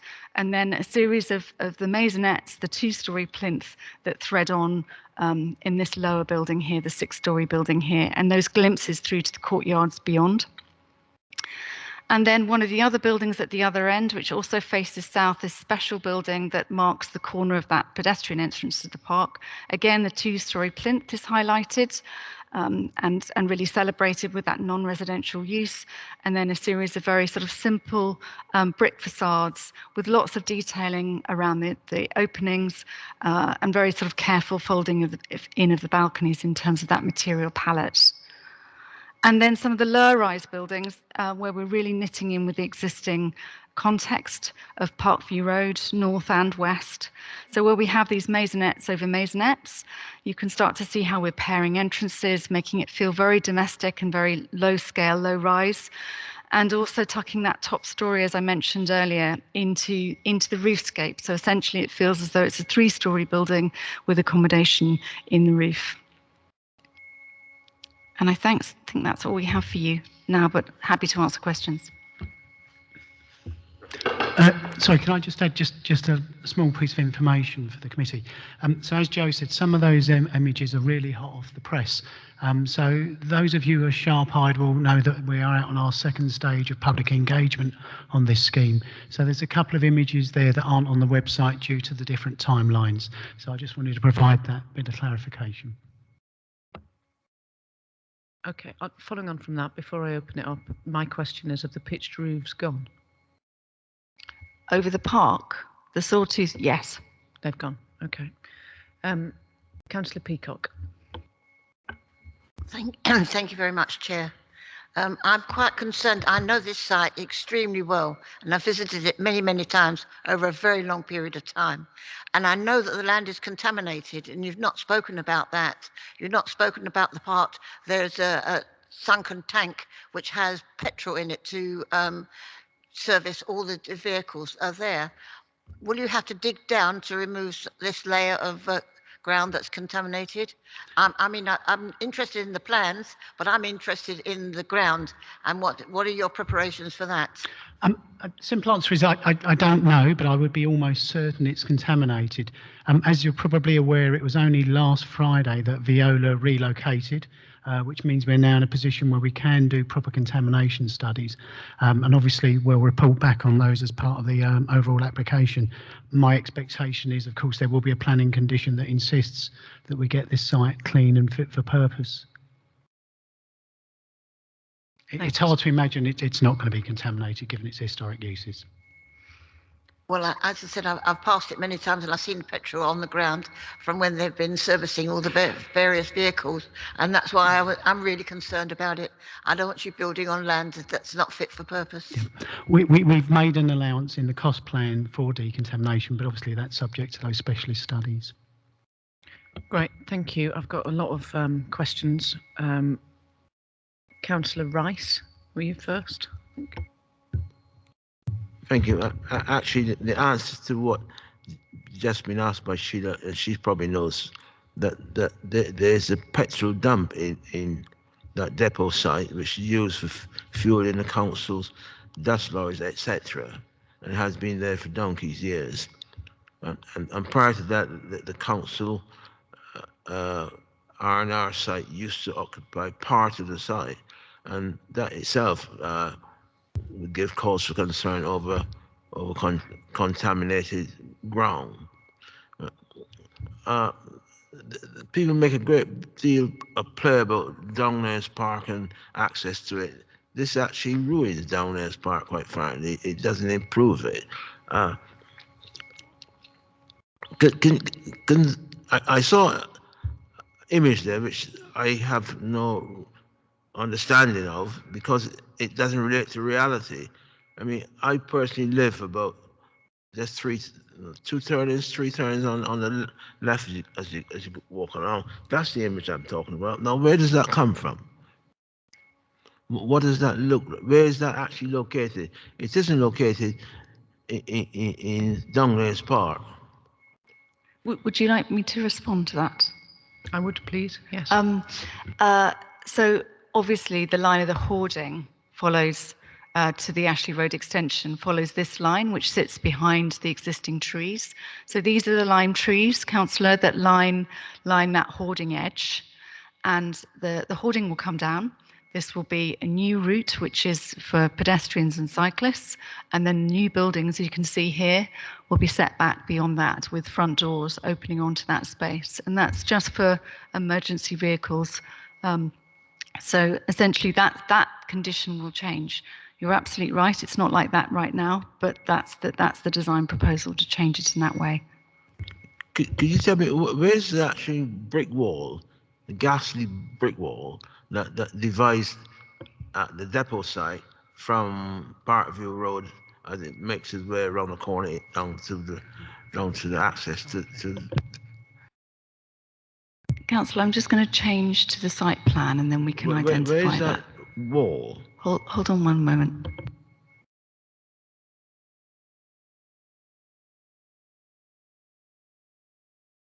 Okay, so the existing wall wraps the site along this edge and swings down to Where's the the. actual existing wall? Yeah, That's what you're being shown. So it's the north bit of that picture now. It's the north part of the picture, and then it wraps down to the west. And currently, Councillor, you'll know that these trees to the north are on the inside of the depot site, and you see them over the top of the wall, don't you? Yeah. And the proposal is to take down the wall, not in its entirety, because we'd like to save the trees. So where we've got the trees, we'll keep the wall. But essentially where we've got some new trees, which we're planting here, you can see in the dark green, and as it wraps around the corner, we'll be taking down the wall. So essentially all of that space becomes public realm. It turns into your new paving and pedestrian route along Parkview Road North and Parkview Road West. So at the moment you have a very narrow path, a concrete pavement that leads you along that edge, along the wall, and wrapping around this side. That will all come down. And it will be, so the trees will be in the public realm. Does that make sense? Yeah. Well, where's Parkview Road? That's on the other side. The wall is to the right as I look, and the left should be Parkview Road. Where is it on that? The existing wall, if you follow my cursor, Councillor, if you walk along Parkview Road North, then the wall wraps along the road, doesn't it? It follows the line of the road, and those trees are on the inside of the Ashley Road depot site. And then wrapping round, similarly, it comes around this edge. The views of Down Lane Park that I showed you, that's taken along this edge, looking through these lime trees at these new homes that will open onto that shared access space that I just described. Is that clear? On Parkview Road, there's a Parkview Road estate of no more than 2 stories, or possibly 3 stories high, some of them. What will happen to those people in that estate when you build these much larger and high-rise flats? Maybe we could, there was a view from Parkview Road, wasn't there? Could we see that one again, please? Yes, let me just find that for you. Yeah, it's quite difficult to orientate oneself for such a large site. Yeah. That's more like it. So these are the new maisonettes that face onto Parkview Road, and they're maisonettes, so two homes, one above the other, and you can see them with their front doors in this location, and there's a circulation core here which leads you up to the upper level. And then these will have their living spaces facing over the courtyard behind them, and then their bedroom spaces, as I described, are tucked into the roof. So the overall impression is of a 3-story building with accommodation in the roofscape. So each of these homes has a front door on the street, it has a private front garden, and it has a front garden wall that defines that front garden. And then this space in the front is part of the public realm, and you can see the existing trees kind of very lightly drawn on this drawing that sit in front of that. So those are some of the trees that we're retaining on the boundary. Thank you. Thank you. Councillor Say, you will have to switch your mic off, Councillor Rice. I've got you on the list, yeah. Chair, just to ask for permission to use the ladies, if that's okay? It's okay, because it's a pre-app. Okay. If it was an actual item, you wouldn't be allowed to vote if you'd left the room, just for next time, I'm telling you. Councillor Say. Yeah, I've just got a couple of questions. Because we own the land, why isn't it 100% social housing? And amenity, are you going to use Down Lane Park as part of the amenity? Because there's all those other developments have done the same. I wonder how many have actually said that Down Lane Park is their amenity. I've got a friend who lives just around the corner from that, and she said that our park is being destroyed. Maybe if I pick up the question around the social housing. So as the presentation showed, in terms of purely the front doors, there is a slight sort of majority in favour of social housing, but in terms of the HAB rooms, it is about 62.5%. And the scheme is being brought forward within that sort of general Haringey model in terms of how it develops its sites. And I have to say, in terms of achieving the financial sort of performance that Haringey is looking for, this is quite a difficult scheme because of those larger family homes, which are brilliant in terms of how they meet need, but are financially quite challenging. So I think, you know, in terms of what we're providing on this scheme, I think that is a good output, but I can understand your concern. And on the amenity? Shall I answer that one? Yeah. We will be meeting standards within the site for play space for all of the homes within the design that meets the London Housing Design Guide. It's really important to us that this project works for the community that lives there. Obviously, we want the residents also to use the park and to help activate the park. It would be criminal not to, but it's an amazing amenity on the doorstep. But in terms of play provision, we are looking at every millimetre across the site and making sure it works hard in terms of play. So we're also not only designing play in the courtyards, but there will be elements of play on the way integrated into the landscape throughout. And if I can just add, I mean, very coincidentally, the council project for the park is now starting to kick back into gear. So one of the things that we're very keen to do is to make certain that those two exercises complement each other in terms of our scheme and the park scheme that's coming forward. Thanks. I've got Councillor Mitchell. Thank you. So my first question is also about amenity space. So I mean, I welcome the fact that all of the family-sized units are going to be social housing. There's an urgent need for those.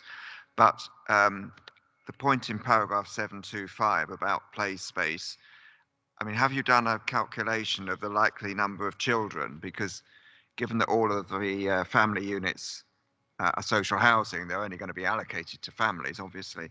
So it could be quite a significant number.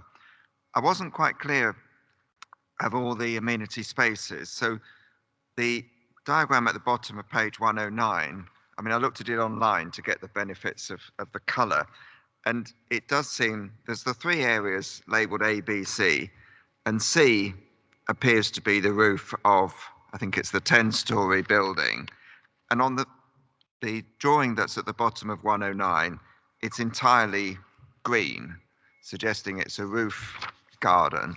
But if you look at the drawings on page 111, and you look at it in colour, there's only a small bit of it that is green, and the bit at the north, I don't know whether it's solar panels, but it looked as though it possibly was. So I wasn't clear to what extent there was a communal amenity area on the roof of that building. Looking at the QRP report, it refers to a small corner of the site that's currently a safeguarded waste use. I mean, I'm assuming that will no longer apply, or is there a bit that has to be kept safeguarded for some reason?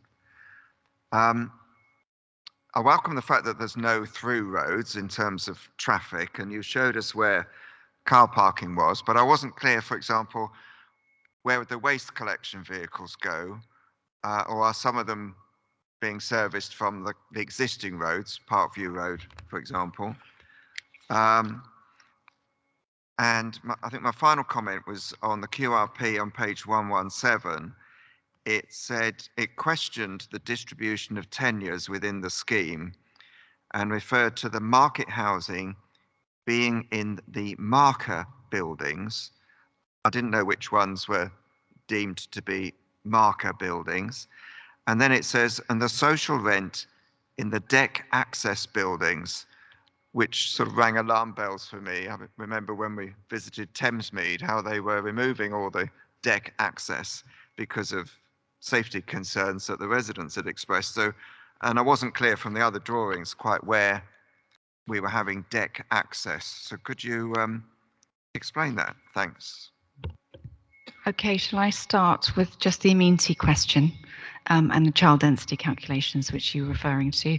Yes, we have done those calculations, and that's what's informing our play strategy across across the scheme. So in terms of where is that amenity space, if I take you through that, you're absolutely right. It's in the spaces A and B on this plan, but it's also there is a podium garden at first floor that sits above this integrated car parking for building C.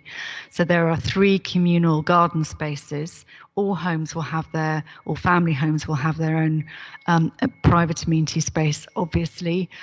Most of those are at ground floor, front and back, front gardens and rear gardens that open onto that communal space.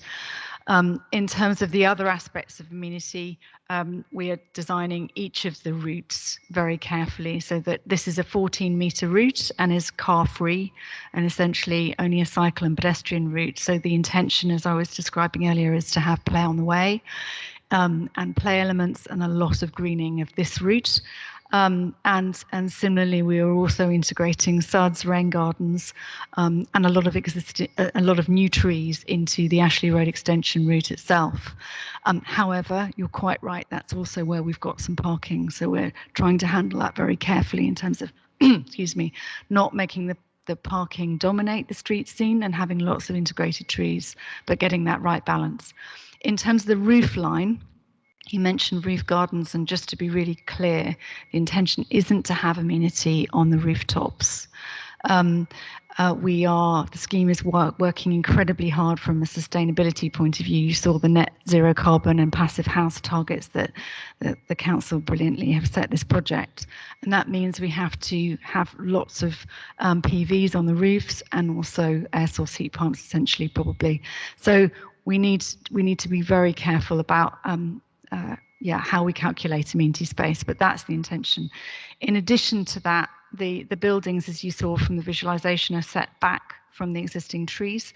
So there is new public realm, which also provides amenity both alongside the park, but within our boundary, and also on Parkview Road North and Parkview Road West. So they're quite considerable spaces actually set back from the street, which will be open to the public. They won't be fenced off. They will be public realm amenity. You can also see the point in the southwest corner of the site where we've again are dealing with the existing trees and pulling the building back. So that creates a new junction, a new moment and access into the park.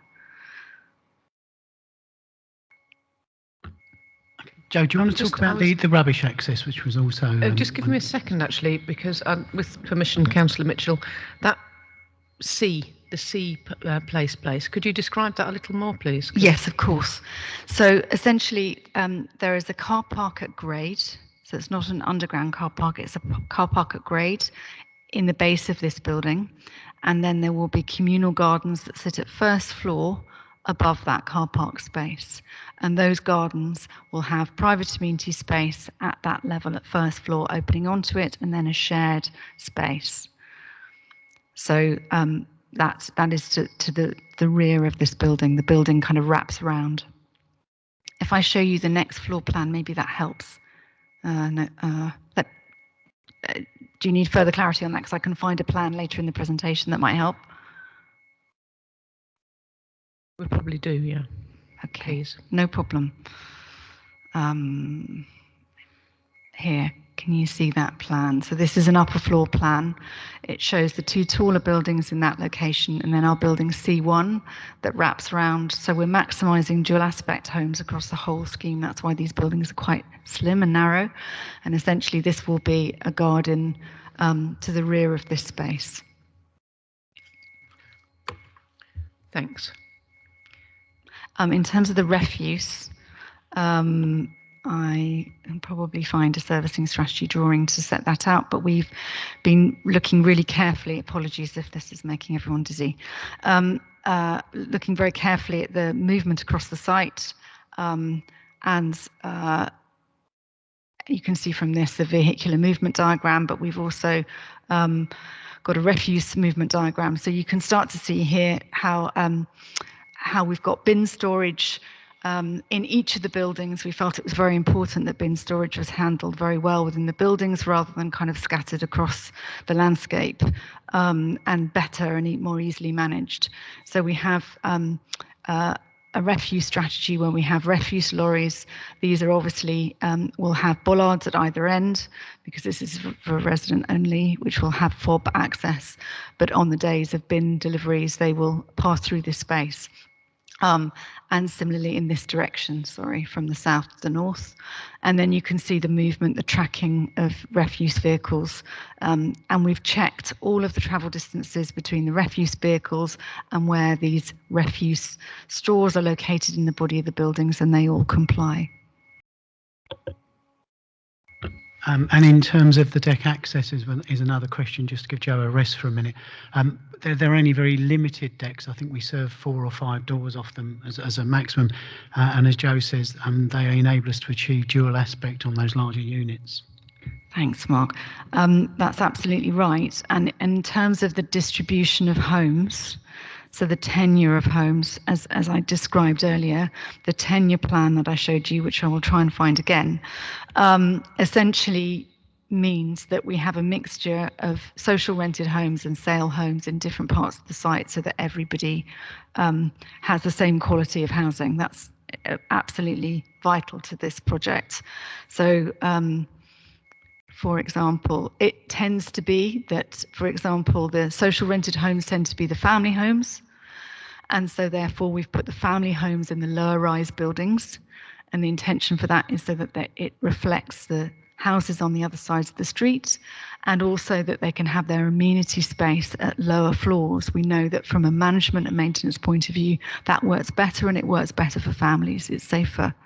So essentially the smaller homes that tend to be outright sale are in the taller buildings, which are the marker buildings that the QRP mentioned, which are these 2 buildings either side of the new Ashley Road extension. So they tend to be 1 and 2 bed flats, whereas the family homes are at street level and are more in the social rented tenure, as you can see from this plan.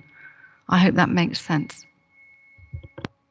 I think there was one more question about the safeguarded waste site. Thank you, Chair. Thank you, Councillor. Yes, the closure of the Ashley Road depot, as you are aware, was part of a strategic decision on waste management, and there was a small element recycling facility present that is being relocated, has been sort of re-provided sort of elsewhere on the Western Road facility near Alexandra Palace. And that's something that clearly was a decision taken sort of a time in allocating the Ashley Road depot for comprehensive redevelopment. Thank you. Thanks. Moving on to Councillor Corley-Harrison. Thank you, Chair. Can I just ask a first question, then my other questions. The first question is, are any of the blocks mixed tenure between private and council rent? The buildings themselves, well, it sort of depends how you define a building, I suppose. But there, you can see from this tenure plan that there are a mixture of outright sale homes in buildings that are attached to those that are socially rented. We tend to not mix things by floor. So essentially, we tend not to put social rented homes mixed in the same building as an outright sale home, purely from a service charge perspective. And you can see from these this drawing that, as I said, the taller buildings tend to be the outright sale, and so therefore they obviously require more maintenance and lift access, which requires a higher service charge. And the only thing I would add to that is, of course, with the sales being 1s and 2 beds, because that's what they are, we're able to stack better on that arrangement, because you have larger units sitting on top of larger units and smaller units sitting on top of smaller units, and that's got significant advantages in terms of build efficiency. What I would also add briefly is, just as I said before, all the communal spaces and social spaces are shared across tenure, so there's no difference about spaces that you can access whatever tenure you live in. Okay, so the reason I ask is because application after application, we're told we can't have mixed developments because of service charges. This perhaps seems like a bit of a halfway situation here. I don't know, maybe it'll become clearer on full app. So my questions, just following on from Councillor Say's question earlier on the percentage affordable, you mentioned that this application was in line with other ones that have come forward, but the ones that have come forward to us have been on council land, 100% social rent to date. So this is unique as far as I can recall. So it's not, that's what the question really came up. So I don't understand why we are presenting something with 50% here, because this is the first time I think we've probably had it. So if you can confirm that the private are going to be sold to fund the development, and then a supplementary to that, if that's the case, would we not be able to benefit with more affordable on site by reducing the amount of social and including more intermediary homes, which would give a better blend overall of the different life stages and type of people that can purchase within this development? And then in one of the slides, you referenced, I think, the bottom left corner building as a special building. I couldn't really work out what was special about it, because it looked like the other buildings, other than having perhaps a commercial unit on the ground floor. So perhaps if you could just confirm what was special. And then there was also a graphic which showed what I understood to be a shared pedestrian and vehicle street with bollards. The committee has been quite opposed to that generally in the past. So I'd like to understand a little bit more, because they generally are quite unsafe for pedestrians. So what the expected usage of that is.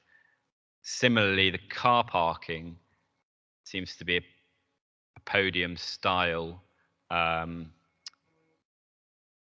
or there's a raised element above it.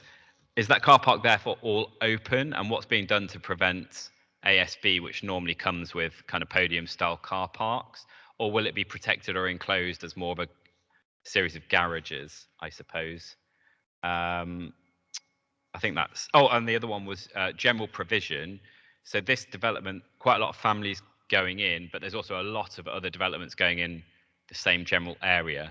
So what consideration is being given to schools, GPs, the kind of the external facilities that you don't necessarily have to deliver in the same way as play space, but obviously need to be considered in a development? Shall I answer the parking question first, and then hand over to my colleagues here to answer some of the others? In terms of the parking podium, yes, it is intended to be enclosed, and it has that communal garden at first floor on top of it. It will be gated and have access controls, so it's purely for residents of that building. There is also outside, there is on-street parking at 90 degrees to the route with trees planted between. And that tends to be some of the wheelchair disabled bays that are associated with the homes in that building. So they need to be very close by.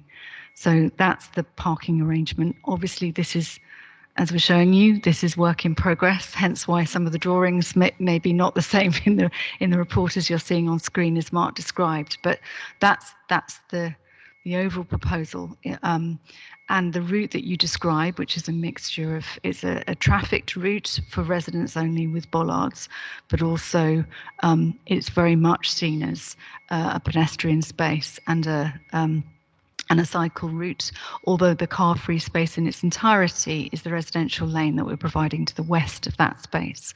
So because we have parking requirements and we want to provide wheelchair parking close to the building where wheelchair users live, that space and that route has got parking on street and the podium and is 18 metres wide, so it's slightly wider. So we've worked out that it's got space for both a safe, trafficable route, but also space for pedestrians and cyclists. And we're talking to the highways team about the design of that in a lot of detail. But it has a defined pedestrian route, so it's not entirely a shared surface, if that's your concern. And in regard to the question around the sales homes, yes, they do generate some very useful cross-subsidy for the scheme. If you were to take some of those rented homes and turn them to higher rents or shared ownership, that would clearly have a positive impact on the financial performance. But of course, you're losing larger rented homes where there is a great deal of need in the borough. So I think that's a judgment call and possibly something for the committee to consider in due course about the relative merits of those outcomes. I think in terms of education and health provision and the rest of it, clearly that's part of our conversation with the planning department as the scheme evolves and moves forward. My understanding is that there is some provision in the area in anticipation of this site coming forward.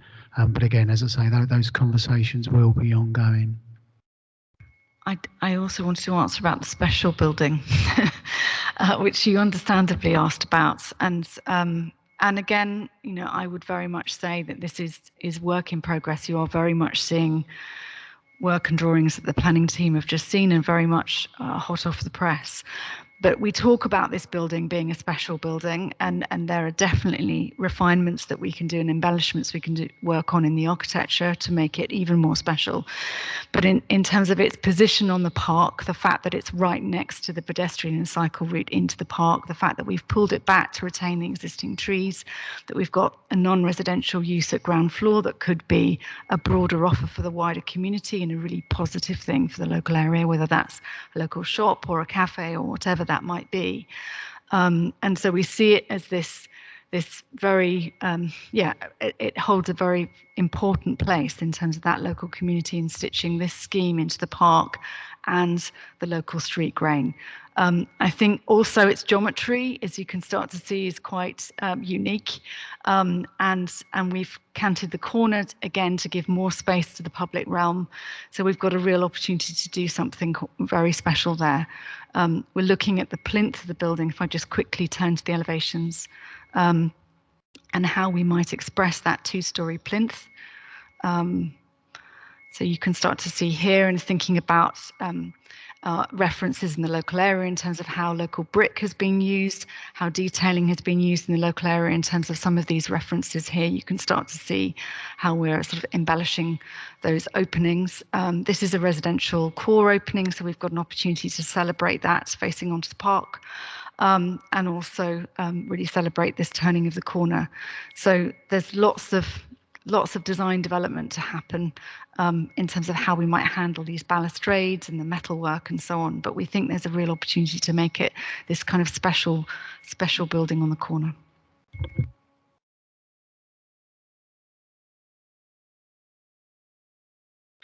Special projecting balconies that then get laundry all over them and bicycles, perhaps. Well, we're looking at that too, and looking at how we might create some sense of enclosure on those balconies. They might not be fully open side to side, and that's something we're discussing with the planning team too. Thanks. So I've still got Councillor Ogyeho. Did you want to come in on this, or was that the other matter? Most of my questions have been asked and answered. Okay. Although I did want to get a bit more clarity though on the tenure distribution. I just wanted to, can you just clarify, are you saying that social rent dwellings and private or market dwellings will be in the same blocks but different floor, or are you saying that they will be in different blocks? Just find the drawing while Mark responds. Okay, so I'm just thinking that. Okay, so the diagram shows the distribution of tenures. So while you could have a sales home on the first floor and you could have a rent home on the first floor, they're not on the same first floor, if you catch my drift. So I think, as I say, these would be based upon entrances. But as Joe said, certainly the external spaces and the courtyards would be shared between the various tenures. I get that, but I think, will social rent housing and private housing be located within the same building? Because this chart doesn't make that clear. Okay, let me answer that again. It's really, yeah. Let me clarify that. So these ones that are identified social rent are separate separate buildings, but they are linked. You can see they share a wall. So this will be a block, a 5-story block of apartments, and they are all private sale from bottom to top, but they sit next to a terrace of social rented homes that are either accessed from a circulation core or from front doors on the street. And there is a mixture of conditions. So this building is entirely social rent. So it's 2 buildings, but they share a party wall. And you can start to see here where you have one of the lower buildings facing onto the park is outright sale, very much like one on the other side of our residential lane, which is social rent. And these 2 tenures share a party wall, but they are accessed differently.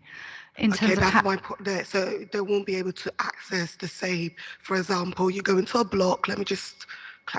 You go into a block, whether you're a social tenant or a private, you have a fob maybe.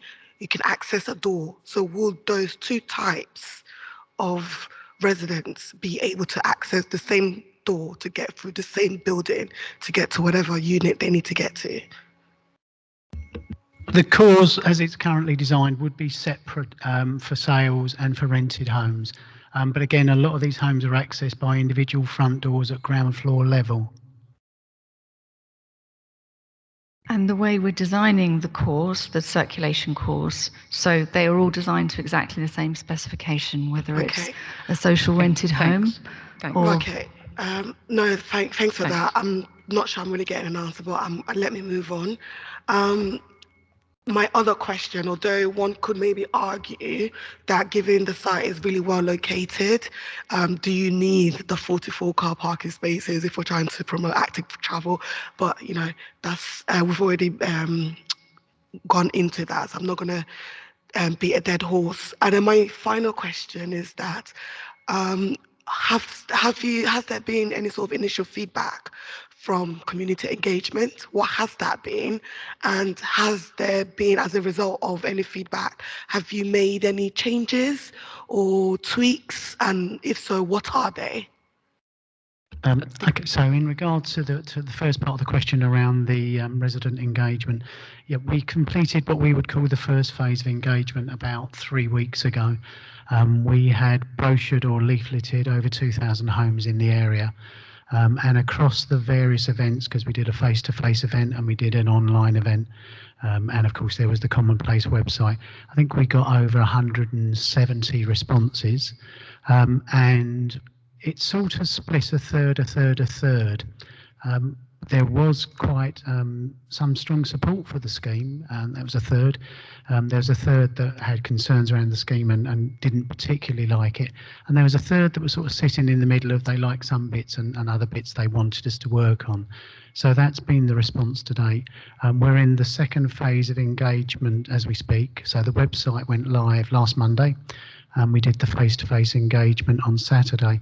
And we are not getting an enormous response at the moment to that, and it seems to be, again, just from sort of what we witnessed on Saturday and what we're seeing online, is that people were generally okay with the scheme if you sort of take that average position first time round. So we're not getting an enormous amount of sort of feedback at the moment, because broadly it seems to be acceptable. In terms of the changes, I'll hand over to Joe. I think the best drawing to look at is the axonometric. So to answer your question, we've changed a lot of things actually in response to the first round of engagement in a really positive way that we had. We had a lot of questions around scale of building, and particularly to the south of the existing street, so Parkview Road North and West. And originally this was a series of 5-story buildings aligning this road, and we've taken it down to 4 stories now in the middle.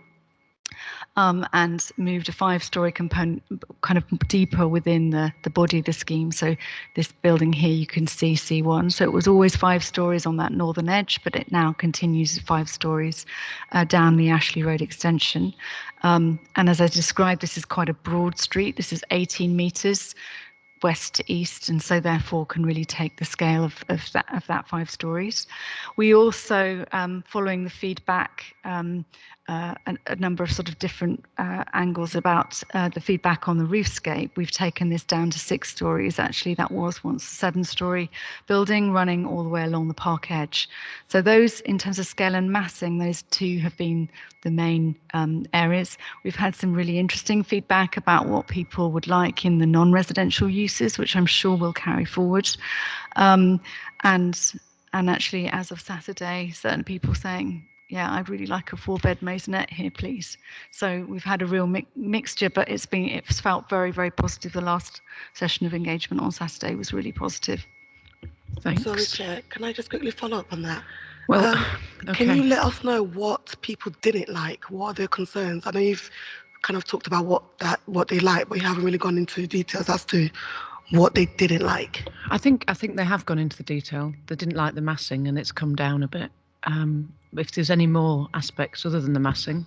Yeah, I mean, we had people thinking there wasn't enough parking, to be honest. I have to say as well, first time in sort of 30 years of doing this work, we did have some people saying there was too much parking, particularly with concerns around air quality. But in all honesty, they were more concerned about there not being enough parking. One of the interesting things was that this exercise, as Joe said, lots of interesting ideas coming forward from residents around that non-residential space, but also concerns around the wider area, particularly around the park and the underpass that runs through to the marshes. So that wasn't strictly inside our red line, but quite interesting. And something else we've heard that was, I sort of witnessed it a couple of times, so it was, sort of very obvious, was around road safety, particularly at the corner of Dowsett Road. So that's something we were looking at, and obviously we will need to think about in terms of the scheme. Apart from that, sort of just odd stuff, if you know what I mean. That would be the themes. Thanks. Just highlighting that junction that Mark was talking about. That's where we're talking about. Yeah. It is referenced in the pack, isn't it? The aspiration for a low traffic neighbourhood as well. Councillor Peacock, you took a while. Sorry, we're back with you. Thank you very much. I've got a few questions to ask you. One is, I'm really concerned that 137 are private and 138 are not. And where did that figure come from? I mean, to me, it's incredibly high. And I'd also like to know the type of buildings that are private. Are they the three-bedroom ones as well? And I think that my next question, but maybe for Chris, and that is to say that we shouldn't have people buying them then letting them buildings out, the homes out, which has happened before. And we do have a policy, I think, on the council of trying to stop that wherever possible. When Parkview Road bends round, it goes towards Tottenham Marshes, and you said that the pavement there was very narrow. So once you've taken the wall down, you're going to make the pavement good there? And is it possible you could make it good all the way to the marshes? Because I don't know if you've walked along there, but it's incredibly horrible.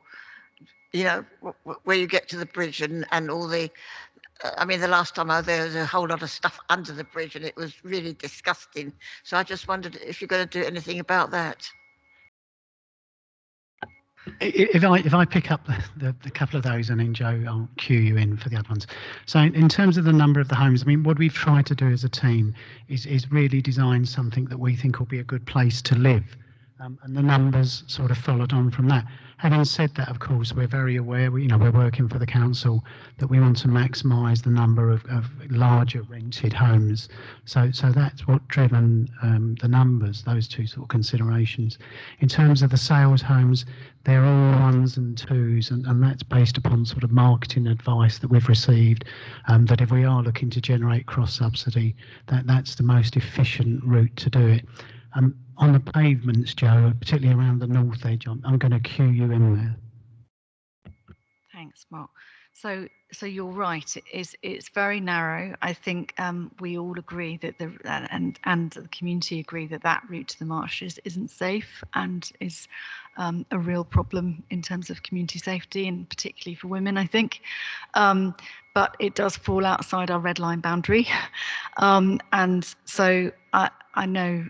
I know we all want to improve that, and hopefully, being involved in this project somehow we will be able to improve that. But at the moment, it's not within our scope to improve it. But we are looking at improvements, as we say, to the kind of junctions to the northwest of the site and the southeast of the site.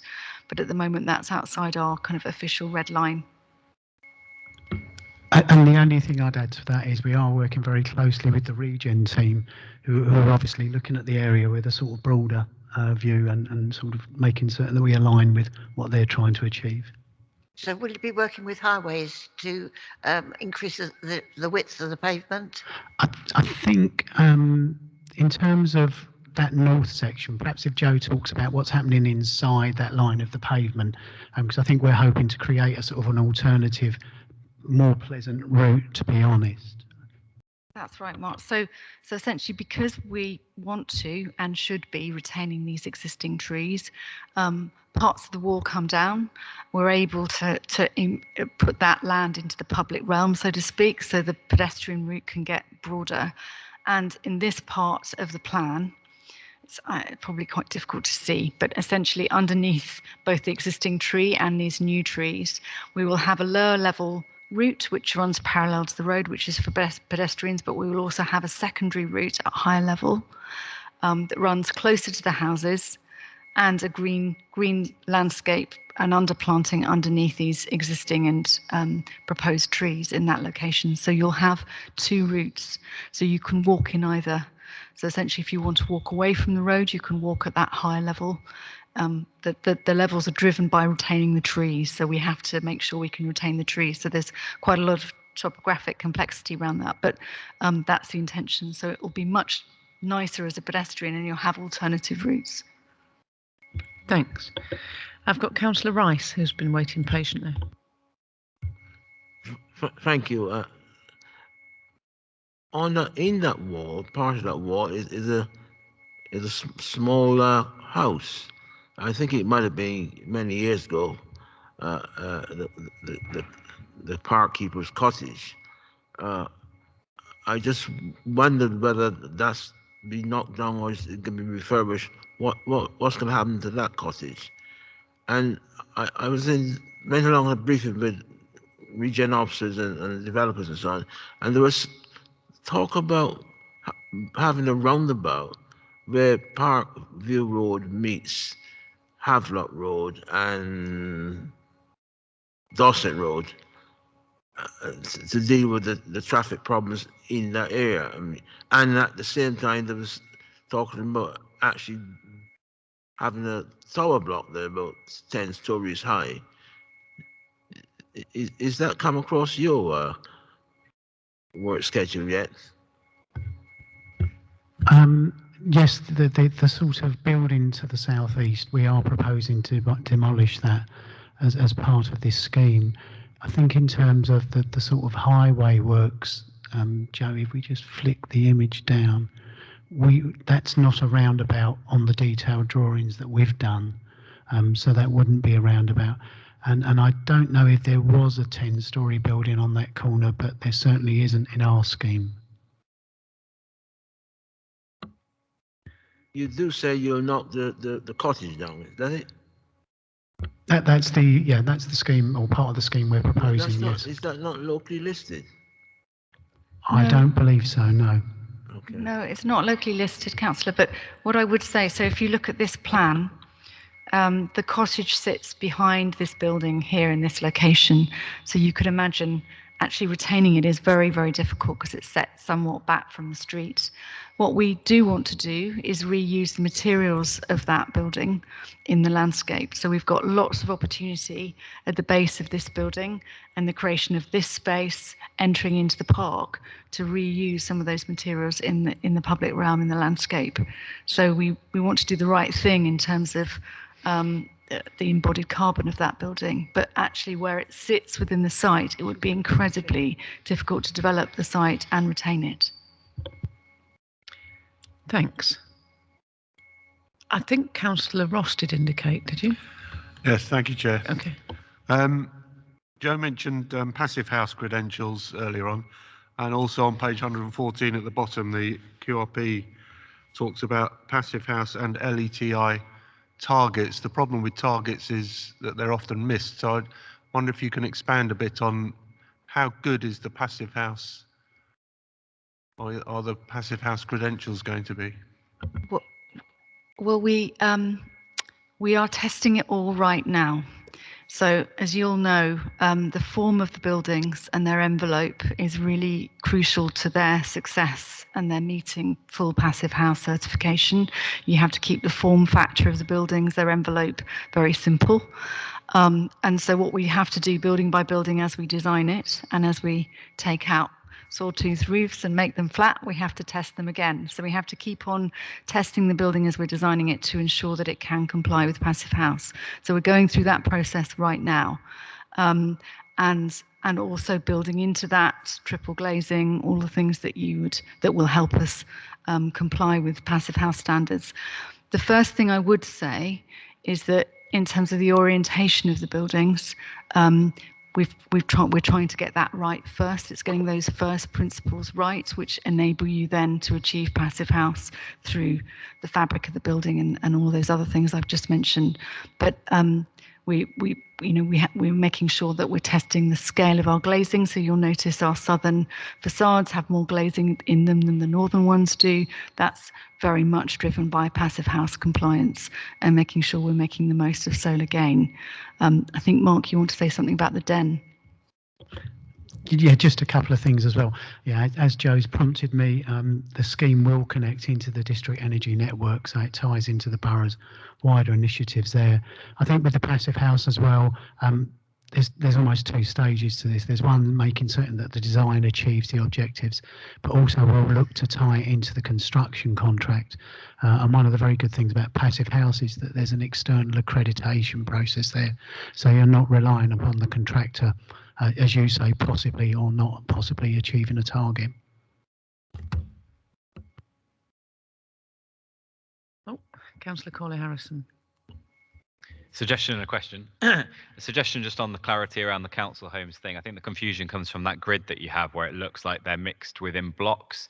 So perhaps if when you present that, you could add a lot more block names or block letters. So even if you have one block but it's split by a party wall, give them two distinct names and then it'll be easier to digest, I think. And then the question is, who's going to be offered the council homes on this site? Will they be going to first preference to local residents or anything like that? Will there be a priority? I'm aware of the council policy around people sort of within 250 metres having priority for the homes. We haven't been able to find any council tenants within 250 metres. I did have a woman who actually lives in TA within 250 metres come in on Saturday, but unfortunately I understand she's not applicable to apply. So I don't know the answer to the rest of your question. I presume it would be, well, particularly them being larger homes and indeed with the wheelchair provision, it would be prioritised for existing resident or existing tenants and people in TA. I'll have to come back to you on that because I'm not quite familiar with Haringey's policies on that. Okay, I don't think there are any further questions. So thank you very much for coming and presenting that to us. So we move on to item 12, update on major proposals, which is at 119 in your pack. Any questions have to be directed directly towards Mr. McNaughter here. Councillor Ogiaho. I think I had a question on the Cranwood site. I know or understand there's been a few engagements and a lot of residents have raised concerns, particularly around the size and the fact that it protrudes out onto Mosler Hill Road. From what I can see and from what I've seen from plans, it seems as though those concerns haven't been taken into account in any sort of amended proposal. So I just wanted to get an update on what is being done to take account of the issues that has been raised by quite a lot of residents, particularly around sizing, the need for the balcony, and the fact that it's quite higher than the shops or the houses on the parade next to the site. Yes, thank you for that one. I think it's fair to say that there haven't been substantial amendments since submission. It's really one for the applicant team, but you know, I think as much as they can, they have tried to include amendments to address concerns where they can, but the overall scale hasn't changed significantly, and that, you know, we have to assess that in our planning assessment of it. There has been a large number of objections, and it is anticipated that it will be brought forward to a committee in January for a final decision, but that report is being prepared and assessed at the moment. Thanks. And then we have applications determined under delegated powers, page 135. We have no new items of urgent business. The date of the next meeting is the 10th of January. Thanks everybody, and good night.